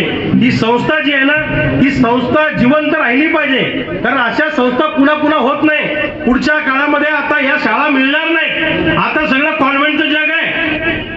आता सगळं मला वाटतं ते बिना अनुदानितच आहे पुढचं सगळं. त्यामुळं अशा पद्धतीनं डेडिकेशन आणि समर्पित भावनेनं काम करणाऱ्या लोकांची संख्या फार कमी राहणार आहे. त्यामुळे ही संस्था हे आपल्या गावाचं, हे आपल्या परिसराचं वैभव आहे. ही संस्था टिकली पाहिजे, ही तुमची आमची सगळ्यांची जबाबदारी आहे. त्या भावनेनं आपण काम केलं पाहिजे, लक्षात ठेवा. त्यामुळं या संस्थेला जीव लावा. पश्चिम महाराष्ट्रातलं तुम्हाला उदाहरण सांगतो. पश्चिम महाराष्ट्रात एखादी संस्था किंवा शाळा, एखादी बँक विरोधकांनी जरी उभी केली तरी ते टिकवण्याचं काम सगळे लोक करतात. पण आपल्या भागामध्ये एखादी बँक जर आपल्या विरोधकांनी आणली तर ती आणायच्या आधी कशी बुडल याच्यासाठी कार्यक्रम सुरू होतो. त्यामुळं निगेटिव्ह भावना डोक्यात न ठेवता सकारात्मक दृष्टिकोनातून आपण सगळ्यांनी विचार केला पाहिजे. आणि या संस्थेचं वैभव दिवसेंदिवस वाढत चाललेलं आहे, हे जपण्याचं काम आपण करू. एवढंच या निमित्तानं सांगतो. ठीक आहे, थोडा डिस्टर्बन्स झाला असेल, काही हरकत नाही, परंतु हे सगळं चालत असतं. एकदा काय झालं, चांगलं काम करणाऱ्यांच्या या अडथळे वगैरे ह्या गोष्टी होतच असतात. एक उदाहरण तुम्हाला मी सांगतो. एकदा एका ड्रायव्हरला पुरस्कार मिळाला, कारण त्याला 20 वर्षामध्ये त्याच्या हातून कधी ऍक्सिडेंटच झाला नव्हता. मग दुसरा ड्रायव्हर म्हणला 20 वर्ष मी पण गाडी चालवली आहे, माझ्या हातून फक्त एकदाच एका माणसाला खर्चटलं होतं, पण मला पुरस्कार नाही मिळाला आणि याला पुरस्कार मिळाला. तर त्याला विचारलं पत्रकारांनी, तुला पुरस्कार कसा काय मिळाला चांगल्या ड्रायव्हरचा? तो म्हणला, मी ड्रायव्हर आहे, मी गाडी चालवली नाही म्हणला होता. तुमच्या लक्षात आलं का? जेव्हा तुम्ही एखादं काम करता तेव्हा त्याच्यात चूक होणार आहे, पण एखादं काम त्या भीतीपोटी करायचंच नाही, ही भावना जर का आपण डोक्यात ठेवली तर मग त्याला काय अर्थ उरत नाही. तुमच्यातली क्षमता प्रतिभा ओळखा. हरणाच्या पोटात कस्तुरी त्याला माहित नसतं, तसं तुमच्यामध्ये काय क्षमता आहे याची जाणीव आपल्या स्वतःला झाली पाहिजे. एखाद्या मुलीला चांगलं गाणं म्हणता येतं, पण मी नाही म्हणत बाई, मी नाही म्हणत बाई, मग नाही घरी. एखाद्या पोराला चांगलं भाषण करता येतं, नाही मी नाही करत बा भाषण, मला लाज वाटते, कसं काय होईल, काय होईल, काहीच नाही, पुढे कोणीच बसेल नाही असं समजून कार्यक्रम चालू द्या. समोर सगळे दगड बसलेले, या लोकांना काही कळत नाही असं समजायचं, भाषण हाणायचं आहे, त्या भाषेत बोलायचं. एखाद्याला चांगलं गाणं म्हणता येतं, एखाद्याला चांगलं भाषण करता येतं, एखाद्या मुलीला चांगलं नृत्य करता येतं, तर ते केलं पाहिजे आणि घरच्यांनी पण त्याला वाव दिला पाहिजे. आणि तुमच्यातली प्रतिभा क्षमता याचा वापर समाजासाठी झाला पाहिजे. एखाद्याला चांगलं गाणं म्हणता येतं आणि त्या गाणं म्हणण्याचा समाजाला जर काही उपयोग नसेल तर तुमच्या गाणं म्हणण्याचा आम्हाला काही लोणचं घालायचं नाहीये. आपल्यामध्ये जे काही आहे त्याचा वापर समाजासाठी पण झाला पाहिजे, ही भावना डोक्यात ठेवा. आणि या कार्यक्रमाच्या निमित्तानं तुम्हाला सगळ्यांना शुभेच्छा देतो. ज्यांनी ज्यांनी स्नेह संमेलनामध्ये सहभागी झाले त्यांचे अभिनंदन करतो. जे झाले नाही त्यांनी पुढच्या वेळी सहभागी व्हा. आणि खाली मान घालून कधी कोणाशी बोलू नका, लाजू नका, बिनधास्त बोला आणि मोठ्या लोकांचा सन्मान करायला शिका, आई वडिलांचा सन्मान करायला शिका. पूर्वी असं होतं की मोठी माणसं लहान पोरं म्हणजे जवान पोरं मोठ्या माणसांसमोर येत नव्हती. आता जवान पोरं म्हाताऱ्या लोकांना म्हणतात तंबाखू आहे का काका तुमच्याकडे, अशी परिस्थिती आहे. हे चित्र पालटलं पाहिजे, हे चित्र बदललं पाहिजे. लक्षात ठेवा, ही मोठी माणसं जिवंत असणं, यांचा आदर सन्मान करणं, यांचं मार्गदर्शन घेणं हे आपल्या पिढीचं काम आहे. त्यामुळे या माणसांना जपा आणि त्यांचा आदर ठेवा अशी विनंती या निमित्ताने करतो. आणि शेणफटराव मामांसाठी 2 ओळी सांगून माझं बोलणं संपवतो. त्यांचं व्यक्तिमत्व इतकं छान आहे. एवढी मोठी संस्था असती तर संस्थेचा अध्यक्ष कसा राहिला असता, इकडे मुंबई पुण्यात जाऊनच राहिला असता. परंतु कुठलाही त्यांना या संस्थेचा गर्व नाही. त्यांच्या बाबतीत एकच सांगतो, स्नेह और प्यार के मोती लुटा के चलते हैं, स्नेह और प्यार के मोती लुटा के चलते हैं, सभी को अपने गले से लगा के चलते हैं. कोई कैसे करे इनके कद का अंदाजा, ये आसमां फिर भी सर झुका के चलते हैं, ये आसमां फिर भी सर झुका के चलते हैं. धन्यवाद. एक मान्यवर उपस्थित झाले, तालुका अध्यक्ष सर. मी त्यांच्या स्वागतासाठी आपण सत्कार करावा. माननीय पदा आलेलेच आहेत, तर मी विनंती करतो त्यांनी गजानन दादा वायाळ यांची 6 तासांचा प्रवास आणि इतक्या दुरून. मित्रांनो, माननीय व्यासपीठ, सर्व विद्यार्थी, शिक्षक कर्मचारी व सर्व आलेले पाहुणे, वेळ जास्त झाल्यामुळे सर्वांची नावं घेत नाही, परंतु संस्थेचे अध्यक्ष शेणफाट दादा गुगे यांनी आमच्या 5 व्यक्तींना जो सन्मान दिला त्याचा अतिशय मला अभिमान वाटला. आज खरं म्हणजे एक खेड्यातली व्यक्ती या खेड्यासाठी याच्यामध्ये झुंजवते नाही, अंगावर सर्व शहर येथील असा त्यांनी त्रास काढलेला आहे माझ्या डोळ्यासमोर. ते आमच्या समावेत रिसोडला असताना इथे जे काही त्यांचे सर्व सहकारी बसलेले आहे, राजकीय लोक आहे व सन्मानित सर्व आहे, नवी साहेबांसारखे कवी, बुलंद आवाज उठवणारे, समाजामध्ये भरलेल्या फक्त आपल्या नावासाठी समाजाचं नाव असतं. तुम्ही कोण आहे मराठा, मी कोण आहे पाटील, तुम्ही कोण आहे मुस्लिम, तो कोण आहे बौद्ध, हे फक्त समाज आपला धरून राहण्यासाठी लावलेला आहे. मनुष्य व्यक्ती ही सर्वांसाठी सारखी आहे. आज आपण सर्वजण पाहत आहेत, तो मनुष्य कोणी मंत्री संत्री नसून आज समाजासाठी आपल्याला संरक्षण भेटावं आणि अनेक गोष्टीवर त्यांनी चर्चा करून प्रमाणपत्र मिळवण्यासाठी आपले मनोज जरांगे किती झट्ट आहेत हे आपण डोळ्यांनी पाहतो. म्हणून मी एक सामान्य स्त्री आहे, परंतु समाजासाठी आपण आपलं ऋण फेडलं पाहिजे. आपण समाजासाठी काहीतरी केलं पाहिजे. अशा काही गोष्टी मनासमोर आणून कोणी दुःखी स्त्री असेल, कोणी एखादा दुःखी विद्यार्थी असेल, मनुष्य असेल, याच्यासाठी सुरुवातीपासून मी हा वसा घेतलेला आहे. आणि तो वसा उघडा न करता या क्षणामध्ये समाजाचं ऋण फेडण्यासाठी उभी असताना शेणफळ दादांसारखे गुरु या मुलांचे, की ज्यांनी इथे आपल्या समोर जानकी विद्यालय उभं केलं, तुम्हाला घडवतायत, यांनी जाणभान ठेवून खरोखर तळागाळातल्या लोकांचा आपण काहीतरी ऋण फेडलं पाहिजे या शब्दांनी आमचा सन्मान ठेवला आला आहे. मी त्यांची आभारी आहे. आजच्या कार्यक्रमाला जे लाभले आपल्याला चांगले लोक, माननीय नेते, प्रमुख नेते माननीय भारतभाऊ बोंद्रे, माजी मंत्री, ज्यांनी हरित क्रांती आपल्याला घडून दाखवली, असे भारतभाऊ बोंद्रे कधी कुणाच्या आद्यामध्यात नव्हते. भाऊंनी त्यांच्या भाषणामधून सिद्ध केलं. भारत शिक्षण प्रसारण मंडळातर्फे 3 वर्षापासून जिल्ह्यातील सामाजिक व सांस्कृतिक क्रीडा क्षेत्रात उल्लेखनीय कार्य करणाऱ्या व्यक्तींना आदर्श पुरस्कार दिला जातो. ही बाब ग्रामीण भागात काम करणाऱ्या या संस्थेच्या व तुमच्या आमच्या सर्वांसाठी अभिमानाची आहे. त्याबद्दल संस्थेचे व संस्थेच्या अध्यक्षाचे शेणफळ भाऊ घुबे दादा यांचे मी मनापासून अभिनंदन करते. माझ्या समावेत इतर 4 जणांचा मान्यवरांचा पुरस्कार दिला गेला. त्यातून सामाजिक जाणभान ठेवून करणारे शेणफळ दादा हे आगळेवेगळे व्यक्तिमत्व आहे. त्यांनी राष्ट्रमाता जिजाऊ व जिजाऊच्या जिल्ह्यात माझ्यासारख्या भोगावती येथील ग्रामीण स्त्रीचा सन्मान व सत्कार केला. हा त्यांच्या माझ्यासाठी आयुष्यातील पहिला व महत्वाचा सन्मान आहे समजला जाते. त्याबद्दल त्यांच्या मनापासून मी ऋण व्यक्त करते. भारतभाऊ बोंद्रे यांनी जिल्ह्यात क्रांती जरी हरित क्रांती जरी केली असेल, पण ते वागत सुद्धा सन्मानाने होते असताना आपण त्यांचाही इथे आदर आज पाहला, परंतु ते त्याच्या वैमानाने आज आपल्याशी संवाद साधू शकले नाही.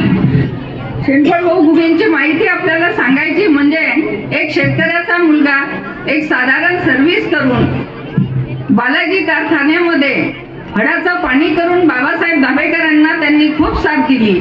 आणि अशा याच्यातच आमच्या भेटीगाठी व्हायच्या. मी कारखान्याची पार्टिकल बोर्ड कारखान्याची डायरेक्टर असताना, बँकेची सचिव असताना त्यांची माझी जेव्हा जेव्हा भेट व्हायची, तुम्हाला जाण्याची व्यवस्था आहे की नाही, ती केली की नाही, कोणाचं सुख दुःख याच्यामध्ये या माणसाचा पहिल्यापासून अगदी नंबर 1चा वाटा आहे असं म्हणायला हरकत नाही. नबी साहेबांचं तर कौतुक केलं तेवढं थोडंच आहे. रविकांत तुपकर यांना मी लहानपणापासून पाहते. रविकांत तुपकरांनी जे आपल्याला सल्ला दिला शेतकऱ्यांसाठी, इथे आमची हुतेकर कंपनी बसलेलीच आहे, की त्यांच्या शेत्या ओढणं कसं आहे हे मला चांगल्या पद्धतीनं माहीत आहे. परंतु दादांचा आगळा वेगळा ठसा त्यांनी या शाळेच्या माध्यमातून, या महाविद्यालयाच्या माध्यमातून उमटवला. त्यांचे बरेच विद्यार्थी आमच्या शरद काळाला महाविद्यालयात स्पर्धेसाठी येत असतात. अशा दादांना मी मनापासून शुभेच्छा देते व आमचा सत्कार केला याचा अनेक मला स्वाभिमान त्यांच्याविषयी वाटतो आहे. सर्व इथं आलेले तोला मोलाचे यांनाही मी नव्या वर्षाचे 2 दिवस राहिले याच्या शुभेच्छा देते व गावकऱ्यांनाही शुभेच्छा देते व येथेच थांबते. जय हिंद, जय महाराष्ट्र, जय जिजाऊ. बंदुकीच्या जोराशिवाय आणि हंटरच्या धाकाशिवाय या गावातल्या शेतकऱ्यांच्या पोरांना शिक्षण देऊन वाघासारखं जगायला शिकवणारा मी एकच वाघ बघितला, त्या आदरणीय घुबे साहेब. तर साहेब 7000 पब्लिक असू द्या, मला बोलायला काही वाटत नाही. 10वी 12वीची पोरं असली की माझ्यासारखा घाम बोलताना कुणालाच फुटत नाही. त्याचं कारण असं काय माहितीये का, की मध्यंतरी दादानं मी म्हणजे जेव्हा मी कार्यक्रमाला सुरुवात केली होती, जेव्हा मी नवीन होतो त्यावेळी माझ्याकडे एक सर आले, म्हणले की साहेब आपल्याला 10वीच्या निरोप समारंभानिमित्त कार्यक्रमाला प्रमुख पाहुणे यायचं आहे, असं बोला की पोरं पेटून उठली पाहिजे. म्हणलं पोरांनी वर्षभर अभ्यास नाही केला तर पेटून कशी उठवायची. नाही म्हणले बोला म्हणले. आता म्हणतो 10वी 12वीची पोरं, तुम्ही पण 12वीची असाल 10वीची असाल, हे वय 16 वर्ष आणि ते गाणं तर आहे की मराठीतलं 16वं वर्ष धोक्याचं. आता खरंच धोक्याचं. म्हटलं 16 वर्षातल्या पोरांना त्यांच्या वयातली उदाहरणं दिली पाहिजेत. पण मी भाषणाची तयारी केली आणि स्टेजवरती येऊन बसलो. तुमच्या बरोबर सगळी मुलं आणि मुली अशी समोर बसले आणि उदाहरण द्यायला चालू केलं. मी त्यांना म्हटलं, बाबा ऐका, तुमच्या वयाचे असताना वयाच्या 16व्या वर्षी तोरणा किल्ल्यावरती शिवरायांनी तोरणा किल्ल्यावरती शिवरायांनी तोरण बांधलं आणि महाराजांनी स्वराज्याची शपथ घेऊन या हिंदुस्थानाला खऱ्या अर्थानं जगण्याचा अर्थ दिला. ते वयाच्या 16व्या वर्षी नाव छत्रपती शिवाजी महाराज. रायरेश्वराच्या मंदिरामध्ये घेतलेली शपथ तोरणा किल्ल्याच्या तोरणापर्यंत जाऊन पोहोचली. अशाच टाळ्या वाजल्या त्यावेळी. पण मी परत म्हणलो, वयाच्या 14व्या वर्षी संभाजी महाराजांनी बुधभूषण नावाचा ग्रंथ लिहिला आणि वयाच्या 14व्या वर्षी संभाजी महाराजांनी अखंड हिंदुस्थानाला अभिमान आणि स्वाभिमान शिकवला. ते छत्रपती संभाजी महाराज. अशाच टाळ्या वाजल्या तेव्हा. पण मी परत म्हणलो, वयाच्या 16व्या वर्षी ज्ञानेश्वरांनी ज्ञानेश्वरी लिहिली आणि ती ज्ञानेश्वरी आज संपूर्ण जगाला मार्गदर्शन करते. नाव संत ज्ञानेश्वर महाराज. अशाच टाळ्या वाजल्या तेव्हा. पण टाळ्या वाजल्या. म्हणलं पोरांना काहीतरी समजलं. एक पोरग पुढचं उठून उभा राहिलं. 12वीची पोरं ही बिनी कुणाचं ऐकतात वय. ते उठलं, म्हणला, दादा तुमचं बरोबर आहे, तुम्ही सांगताय ते बरोबर आहे. वयाच्या 16व्या वर्षी शिवरायांनी स्वराज्य उभा करण्याची शपथ घेतली. ज्ञानेश्वरांनी ज्ञानेश्वरी लिहिली. आम्ही त्यांनाच आदर्श मानणारी माणसं आहोत. पण सर, आमच्या सरांच्या वयाचे असताना भगतसिंह, राजगुरू, सुखदेव फासावरती गेले होते. मग आमच्या सरांनी ट्राय करायला काय हरकत आहे? कधी कधी प्रश्न पडतो की विद्यार्थ्यांपुढे काय बोलायचं आणि कसं बोलायचं. कारण यांच्यासारखा वक्ता कोणीच असू शकत नाही. मराठी शाळेच्या विद्यार्थ्यांना शांत बसवायची ताकद त्यांच्या आई वडिलांच्यात नाही, तर ती फक्त मराठी शिक्षकांमध्ये. दुसरं कोणीच शांत बसू शकत नाही त्यांना. म्हणून मी नेहमी सांगत असतो की तुमच्यासाठी लांबनं आलोय तर तुम्हाला काहीतरी देणं लागतो. तर काय द्यायचं?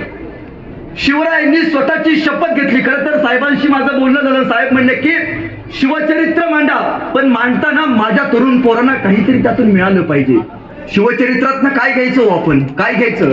तुम्हाला माहित आहे, एक 12 वर्षाचं पोरग राजस्थान मधनं महाराष्ट्रात आलं. 350 वर्षापूर्वी आलं. एका शेतकऱ्याला भेटलं. शेतकऱ्याला म्हणलं, असा कोणी माणूस आहे जो लोककल्याणकारी काम करतो, जो रयतेचं काम करतो, असा कोणी माणूस आहे? शेतकरी म्हणला, एक माणूस आहे. काय नाव त्याचं? दादा, त्या माणसाचं नाव शिवाजी राजा. बर का? हा कुठं राहतो हा राजा? आमचा राजा स्वर्गात राहतो. स्वर्ग म्हणजे कुठं? आमचा राजा रायगडावरती राहतो. बर का? एकदा फक्त मला शिवरायांना भेटायचं आहे. कसा दिसतोय राजा? कसा बोलतोय राजा? त्या राजाची वाणी कशी आहे? अहो, ज्या राजाचं नाव ऐकल्यावरती तुमच्या माझ्या अंगावरती काटा येतो, कसा आहे राजा? 12 वर्षाच्या पोरानं विचारलं. ते म्हणले, बाबा तुला बघायचं असेल तर तुला रायगडावरती जावं लागेल. 12 वर्षाचा पोरगा डोंगर दरात कडाकापर्यंत रस्त्याची वाट सुद्धा रायगडापाशी गेलं. रायगडाच्या खाली होते महाराजांचे सेनापती, पी.ए. महाराजांचे. ते 12 वर्षाचा पोरगा सेनापतीला म्हणालं, एकदा मला छत्रपती शिवरायांना बघायचं आहे. कसा दिसतोय राजा? छत्रपती शिवरायांना बघायचं आहे. काय करतोस रे तू? काय नाही, जे कविता लिहितो, गाणं बिणं लिहितो. कविता लिहितोस? मग शिवाजी महाराजांवरती एखादी सुंदर अशी कविता लिहिली असतील की? नाही बा, ध्यानातच नाही राहिलं. मग एक काम कर, रायगडाच्या खाली जा, 10 दिवस थांब आणि छत्रपती शिवरायांवरती एक सुंदर असं गाणं लिह. ती चायपेक्षा किटली गरम. कुठलीच गोष्ट पास होत नाही. ते पोरगं गेलं, रायगडाच्या पायथ्याशी थांबलं आणि त्या पोरानं महाराजांवरती सुंदर असं गाणं लिहिलं. ते गाणं घेऊन ते पोरगं महाराजांच्या सेनापती बशी आलं. सेनापती लिहिलंय बर का, शिवरायांवरती सुंदर असं गाणं लिहिलंय, ऐकून दाखव. ती दाखव ऐकून. त्या 12 वर्षाच्या पोरानं ते गाणं ऐकून दाखलं. बहुत खूप म्हणला आणि त्या पोराला घेऊन ते सेनापती राजांपाशी गेले. ते गाणं दादानो आपण आयुष्यात एकदा तरी ऐकले. ते गाणं छत्रपती शिवाजी महाराज जिवंत असताना लिहिले. ते गाणं पानिपतावरती मराठ्यांनी गायलंय. ते गाणं आजही पिढ्यांना प्रेरणा देते. ते गाणं आपण अजून एकदा तरी स्वतःच्या स्टेटसला ठेवलंय.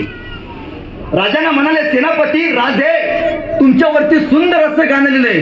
राजा म्हणले ऐकव, आणि ते 12 वर्षाचं पोरग गाणं ऐकवायला चालू झालं. माझ्याबरोबर सगळ्यांनी टाळ्या वाजवायच्या, हातवरती करा. पुढं पळायचं ना, माझ्या बरोबर वाजवायचा. आणि ते 12 वर्षाचं पोरग गाणं म्हणायला लागलं. इंद्रजबी जंब पर बाडवतू अंब पर रावण सुर दंब पर रघुकुल राजे पौनवारी वाह पर शंभुरती नाह पर जोस अस बाह पर राम द्विज राजे गावाद्र मृंद पर चित्ता मृगजिंद पर भूषण वितृंग पर कैसे मृग राजे तेज तम अंश पर कन्न झमी कंस पर यौम्रच वंश पर शेर शिवराजे शेर शिवराजे शेर शिवराजे. गाणं प्रत्येकानं ऐकले. गाणं एकदा तरी आपण स्वतःच्या स्टेटसला ठेवलंय. हे गाणं छत्रपती शिवाजी महाराज जिवंत असताना किती लोकांना माहिती नाही माहित. आपल्याला फक्त शाहिस्ते खानाचं बोट, अफजल खानाचं पोट, याच्या पलीकडे आपण कधी गेलोच नाही. ते गाणं ऐकल्यावरती राजा म्हणलं बहुत खूप बोला बोला कविभूषण, तुम्हाला काय बक्षीस देऊ. कविभूषण देखील नाही म्हणाले. राजा थोडं देऊळगावच्या ग्रामपंचायतीचं बघा, रक्त वेगळं होतं. कविभूषण म्हणाले राजे हिरे माणिक मोती याहीपेक्षा छत्रपती शिवाजी महाराज ही आमची खरी दौलत आहे. काय मागून मागून मागितलं या माणसांनी, काय मागितलं आणि राजाने काय दिलं, काय नाही विश्वास दिला इथल्या माणसाने, इथल्या जनसामान्य माणसांना. तुम्हाला माहितीये शिवरायांचं एक वाक्य होतं, हे राज्य व्हावं. हे तो कोणाची इच्छा, कोणानं कोणाची इच्छा. तुम्ही मुके आहे काय सर, मुखपत्री शाळा नाही ना आपली. कोणाची इच्छा, हे राज्य व्हावं, ते कोणाची इच्छा. जोरात आवाज आला पाहिजे. मी पण जेवलो नाही, तुम्ही पण जेवला नाही, मला माहित आहे. हे राज्य व्हावं आहे तो कोणाची इच्छा. श्री म्हणजे कोण, श्री म्हणजे कोण माहित नाही. पारख्या पोरांनो इकडे बघा, सैराट बघितला का. आरची कुठल्या गाडीवर नेत होती, बुलेट. बरोबर आहे. आरची कुणाबरोबर गेली, बरोबर आहे. 9 गुरुवारचा प्रसाद आहे सगळा. पोरांनो झिंग झिंग सैराट झालं, झुके का नाही, संपला विषय. आता एवढं सांगा पोरांनो इकडे बघा रे. आता मला सांगा मासाहेब जिजाऊंच्या आईचं नाव काय, काय नाव आहे. नाही सांगता येत आमच्या पोरांना. जे पेराल ते उगवणार आहे. ज्वारी पेरून कधी मका उगवलं बघितले का हो. जुंधळे पेरून कधी मका उगवलं बघितलं का नाही. जे पेरलंय ते उगवणार. काय शिकवलं आपण आपल्या पोरांना. आता माता माऊल्या मागे उपस्थित आहे. तुम्ही काय करायचं लहानपणी, काकू तुमचं मूल रडायला लागले की त्याला घ्यायचा जवळ, थोपटवायचा आणि शांत बसवायचा. आता बारकं पोर रडायला लागलं की आई लगेच हे डबडं हातात घेते, त्याच्या हातात घेते, ते कार्टून बघत बसतो. कशी जन्माला येईल आपल्या पोटी शिवाजीराजे संभाजीराजे. गेली 10 वर्षात किती आई वडिलांनी आपल्या पोरांची नावं शिवाजी संभाजी ठेवली हो. नाही आठवत आपल्याला ठेवलेली नावं का हो. 10 वर्षात आपण आपल्या माणसांना विसरलं. महाराजांचं वाक्य होतं हे राज्य व्हावं येतो स्त्रींची इच्छा. स्त्री म्हणजे कोण, माझी आई. आपल्या आईचं स्वप्न पूर्ण करण्यासाठी ऐन 12 ते 13 वर्षाचं पोरग, मिसरूट न फुटलेलं पोरग रायरेश्वराच्या मंदिरामध्ये जाऊन शपथ घेऊन स्वराज्य उभा करतं ते शिवराय. संभाजीराजांचं वाक्य होतं आबासाहेबांचे संकल्पित तेच करणे आम्ही अगस्त. आबासाहेब म्हणजे माझ्या वडिलांनी जो मला संकल्प घालून दिलाय तेच करणे मला भाग्य आहे. मग आज आमच्या पोरांचा आदर्श कोण आहे. मध्यंतरी तो पुष्पा नावाचा पिक्चर आला. चांगली चालणारे पोरं आमची सगळी लंगडी चालायला लागली. झुकेगा नाही साला म्हणे. एखाद्या पोरला विचारलं की बाबा तुझा आदर्श कोण आहे, पोरग लगी म्हणतो शाहरुख खान माझा आदर्श आहे. एखाद्या पोरला विचारलं की बाबा तुझा आदर्श कोण आहे, ती बेन लगी म्हणतो सलमान खान माझा आदर्श आहे. शेतकऱ्याची पोरं किती हात वरती करा. शेतकऱ्याची पोरं, अख्खे गाव शेतकऱ्याचा, मी शेतकऱ्याचा आहे, हात खाली करा. पोरांनो एक वाक्य नेहमी लक्षात ठेवा. जिम मध्ये 2 तास घाम घालणारा शाहरुख खान दादानो तुमचा आदर्श जरूर असू दे. जिम मध्ये 2 तास घाम घालणारा शाहरुख खान तुमचा आदर्श जरूर असू दे.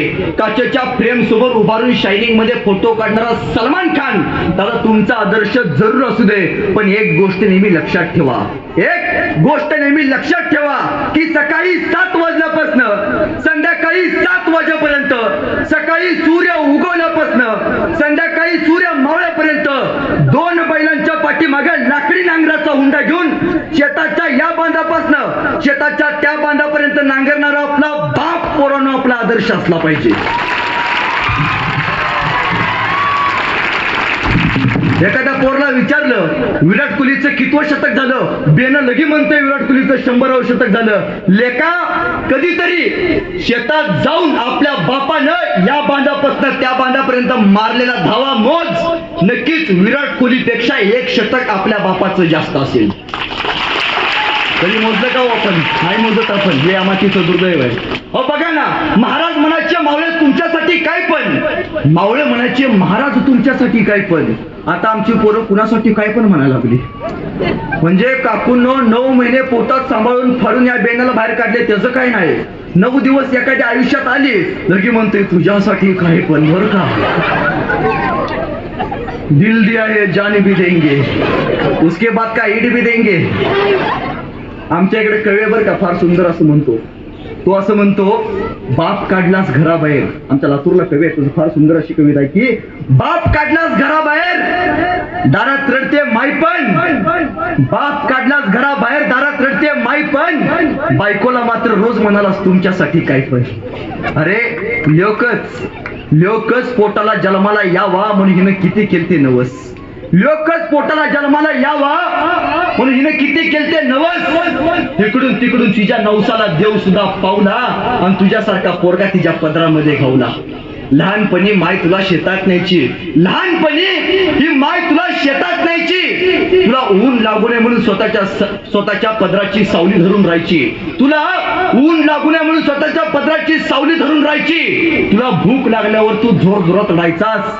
लेका तुला भूक लागल्यावर तू जोर जोरात रडायचास. आणि माईचं दूध संपलं ना, लेका तिचं रक्त सुद्धा ओढायचा. रक्त पिऊन पोचलाच लेखा, रक्त पिऊन पोचलाच लेखा. त्या रक्ताचा तरी ठेव मान, पवित्र अशा मातेचा करू नको अपमान. आता फक्त एक कर, त्या दारातल्या माईला घरात तेवढं आण, त्या माझ्या दारातल्या माईला घरात तेवढं आण. किती दिवस जगणार आहे लेका झाडावरचे पिकलं पान. तू गोडदोड खा पण माझ्या म्हाताऱ्या माईला शिळी भाकर तरी वाढ. जर भाकर वाढताना जर तुझी बायको आडवी आली तर तिला घराबाहेर काढ. बायको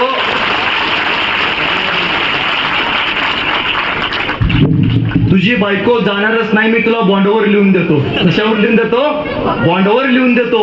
तुझी बायको जाणारच नाही, मी तुला बॉन्डवर लिहून देतो. यदा कदाचित गेली तर बेटा मला येऊन भेट, मी तुला दुसरी करून देतो.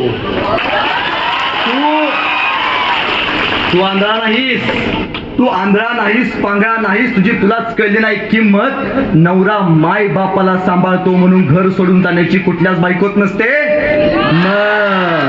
अरे तुला वाघ बनवलंय माईनं, लेका तुला वाघ बनवलंय माईनं. दुर्दैवानं तिला चोरलं ना आता बायपण. खरा मर्द असशील तर माय आणि बापाचं दर्शन घेऊन मन माय बाप हो तुमच्यासाठी काय पण, तुमच्यासाठी काय पण, तुमच्यासाठी नाही म्हणत आपण आपल्या बापाला कधी बोललो का हो? लक्षात ठेवा, आयुष्यात एकदा तरी पोरांनो, आयुष्यात एकदा तरी आपण आपल्या बापाचा मार खाल्ला पाहिजे. किती लोकांनी खाल्लाय? सगळ्यांनी खाल्लाय. मार खाल्ल्याशिवाय कोणी इथून बसत नाही. आयुष्यात एकदा तरी आपण आपल्या बापाचा मार खाल्ला पाहिजे आणि त्यातल्या त्यात भुटानं खाल्ला पाहिजे. का खाल्ला पाहिजे माहितीये? कारण ज्या पोरीनं आणि ज्या पोरानं आपल्या बापाचा मार खाल्लाय आणि त्यातल्या त्यात भुटानं खाल्लाय, त्या पोराचा पाठीचा कणा ताकद झालाय. आणि 30 पोरं आज IAS अधिकारी, collector, MPSC, UPSC through pass झालेत. ही बाप नावाची ताकद आहे. नाही आपण आपल्या बापाला कधी ओळखलं? काय ओळखलं? पोरांनो, छातीवरती हात ठेवून सांगा, किती मुलं आहेत? आपण आयुष्यात एकदा तरी आपल्या बापाला मिठी मारले का हो? नाही मारत आपण आपल्या बापाला मिठी. आयुष्यात एकदा तरी आपण आपल्या बापाला मिठी मारली पाहिजे. पोरांनो, आयुष्यात एकदा तरी आपण आपल्या बापाला मिठी मारली पाहिजे. कारण बाप जिवंत आहे तोपर्यंत बापाला मिठी मारा. बाप गेल्यानंतर 10 लाखाचा जरी हार केला ना तरी बाप जिवंत करता येत नाही. बाप गेल्यानंतर त्याचा जरी रडला ना तरी बापाला जिवंत बघता येत नाही. तुम्हाला माहितीये, शिवरायांची संभाजीराजांची भेट शेवटची पन्हाळ्यावरती झाली. माहिती नव्हता बापाला शेवटचं बघून घ्यायचं आहे. शिवरायांनी संभाजीराजांना मिठी मारली. संभाजीराजांच्या डोळ्यातून अश्रू यायला लागले. भेट संपली आणि काही दिवसानंतर शिवरायांचं निधन झालं. अंतविधी सुद्धा संभाजी राजांच्या वाट्याला आलं नाही. माहिती नाही बापाचा कुठला शेवटचा दिवस आहे. छातीवरती हात ठेवून सांगा पोरांनो, इकडे बघा, मला सांगा दिवाळीला किती पोरांनी आपल्या बापाला विचारले की बाप्पा तुम्हाला नवीन कपडे घ्यायची का हो? नाही विचारत आपण आपल्याला नवीन कपडे घेतो. बापाचं फाटलेलं बनल कधी कोणाला दिसत नाही. आईला कधी विचारलं का, आई वर्षभर तू माझ्यासाठी डबा बनवून दिलीस, दिवाळीला तुला नवी साडी घेऊ का हो? नाही विचारत आपण. कसला आई वडिलांवरती प्रेम आपण. शिवरायांचे वाघ असा असतात, असा डरकाळी फोडायचे असते बरं का. कधी बापाला विचारलं का हो? नाही विचारत आपण इतिहासातून काय घ्यायचं? तुम्हाला माहितीये जगाच्या पाठीवरती पहिला राजा होऊन गेला जो शूर होता, वीर होता, पण त्याहीपेक्षा या राजाकडे एक अलौकिक गुण होता, तो म्हणजे चारित्र्य संपन्न. काय गुण? चारित्र्य संपन्न म्हणजे काय हो? चारित्र्य संपन्न म्हणजे काय? दुसऱ्याच्या स्त्रियांचा आदर करणारा राजा. आपण कधी आपल्या स्त्रियांचा आदर केला का हो? नाही करत. साहेब, दोन पोरं रस्त्याने जात असतात, समोरून एका मुलाची आई येत असते मित्राची, तर तो दुसरा त्या मित्राच्या आईला बघून म्हणतो, काय काकू कशा आहेत, तब्येत बिब्येत बरे आहे का? आणि घरी गेल्यावरती म्हातारी खुकलून मरते, तर तिला औषध आणून देत नाही. एवढी दलिंद्र पिढी या मातीमध्ये जन्माला आली. तेच पोरग बस स्टँड वरती जातं, कोणाची तरी बस येणार असते, एका बस मधनं 4-5 मुली खाली उतरतात. त्या बेनेला वाटतं तिच्याकडे बघून आता आपण स्टाईल मारली पाहिजे. हे बेन काय करतं, गाडीवरती बसतं, स्टँड मध्ये जातं, त्या मुली खाली उतरतात, समोरने एक गाई जात असते, हे बेन गाडीवर बसून त्या गाईच्या पाया पडतं आणि घरी गेल्यावरती म्हणतो, बाप म्हणतो, बाबा जा जरा गोट्यातल्या जनावराला चारा टाक. ते पोरग म्हणतो, हे आपण असली कामं करतो का? म्हणजे आपण काय करतोय, आपण दुसऱ्याच्या माईला इज्जत देतोय आणि रस्त्यावरच्या गायला नमस्कार करतोय. ज्या दिवशी तुमच्या गावातली पोरं गोट्यातली गाय आणि घरातली माय या दोन गोष्टींना इज्जत देतील, त्या दिवशी हा देश प्रजासत्ताक होईल, त्या दिवशी हा देश मोठा होईल. बघा ना पोरांना, मला सांगा, घरातली लाईटचं बल्ब कधी आपण फोडतो का रे? नाही फोडत. पण रस्त्यावरचा एक तरी बल्ब शिल्लक ठेवतो का रे? नाही ठेवत. तोंडानं सांगतात नाही ठेवत म्हणून. देश प्रजासत्ताक कसा व्हायचा रे? आपण काय घ्यायचं? चारित्र्य संपन्न म्हणजे काय? तर स्त्रियांचा आदर करणारा राजा. अहो, जगाच्या पाठीवरती पहिला राजा आहे ज्यानं परस्त्रीला स्वतःच्या घरातली आई समजली. आपण समजले काय हो? मुलींनो, मी तुमच्या भावासारखं आहे, माझं एक वाक्य घेऊन जावा. मी फार वेळ बोलणार नाही, थोडाच वेळ घेणार आहे. माझं एक वाक्य तेवढे घेऊन जावा. ताईंनो, जर तुम्हाला कोणी हात लावला, जिजाऊच्या लेकी हात, जर तुम्हाला कोणी हात लावला तर तुम्ही आई ग करता कामा नये. जर तुम्हाला कोणी हात लावला तर तुम्ही आई ग करता कामा नये. पण ज्यानं तुम्हाला हात लावला ना, त्याला त्याचा बापच आठवला पाहिजे, एवढं मात्र लक्षात ठेवा. अरे तलवारीपेक्षा तीक्ष्ण या नजरेची धार आहे. तलवारीपेक्षा तीक्ष्ण या नजरेची धार आहे. महाराष्ट्राची वाघिणी तू, भवानीचा वार आहे. अरे भगव्याची रक्षी तू, भगव्याची रक्षी तू, स्वराज्याची तू मेघ आहे. दुबळी समजू नको स्वतःला, तू जिजाऊंची लेख आहे. दुबळी समजू नको स्वतःला, तू जिजाऊंची लेख आहे. पोरं म्हणणार आल्यापासून सगळी जण पोरींच्याच बाजूने बोलायला, असं काय का नाही? काय यांना पोरींनी पाकिट बिकीट जास्त दिली काय? मध्यंतरी मी पुण्याला कार्यक्रमाला होतो, कार्यक्रम सुटल्यानंतर एका माणसाला सहज विचारलं, दादा तू नेहमी सांगत असतोस की स्त्रियांनी पुरुषांसाठी केलं, स्त्रियांनी पुरुषांसाठी ते केलं, एका वाक्यात पटवून सांग स्त्रियांनी पुरुषांसाठी काय केलं. आता लग्न झालेलं बरंच एकदा पालक वर्ग आलाय, तुम्हाला घरात गेला विचारतात की नाही, सांग तू माझ्यासाठी काय केलंस. सासऱ्याला 2 कपाट द्यायला सांगितली होती, बेनाने 1च कपाट दिलं. त्याला सांगायचं स्त्रियांनी पुरुषांसाठी काय केलं. ऐका दादा, हात तिचे आहेत, हात तिचे आहेत, पण बांगड्या मात्र दादून आधी तुमच्या नावाचे आहेत. कपाळ तिचं आहे, कुंकू मात्र दादून आधी तुमच्या नावाचा आहे. पाय तिचा आहे, पैंजण मात्र दादून आधी तुमच्या नावाचा आहे. हात तिचे आहेत, हातातल्या बांगड्या मात्र दादून आधी तुमच्या नावाच्या आहेत. रक्त तिचं आहे, दूधही तिचंच आहे, पण पोरग मात्र दादून आधी तुमच्या नावाचा नाही. यापेक्षा स्त्रीनं आणखी काय करावं? यापेक्षा स्त्रीनं आणखी काय करावं?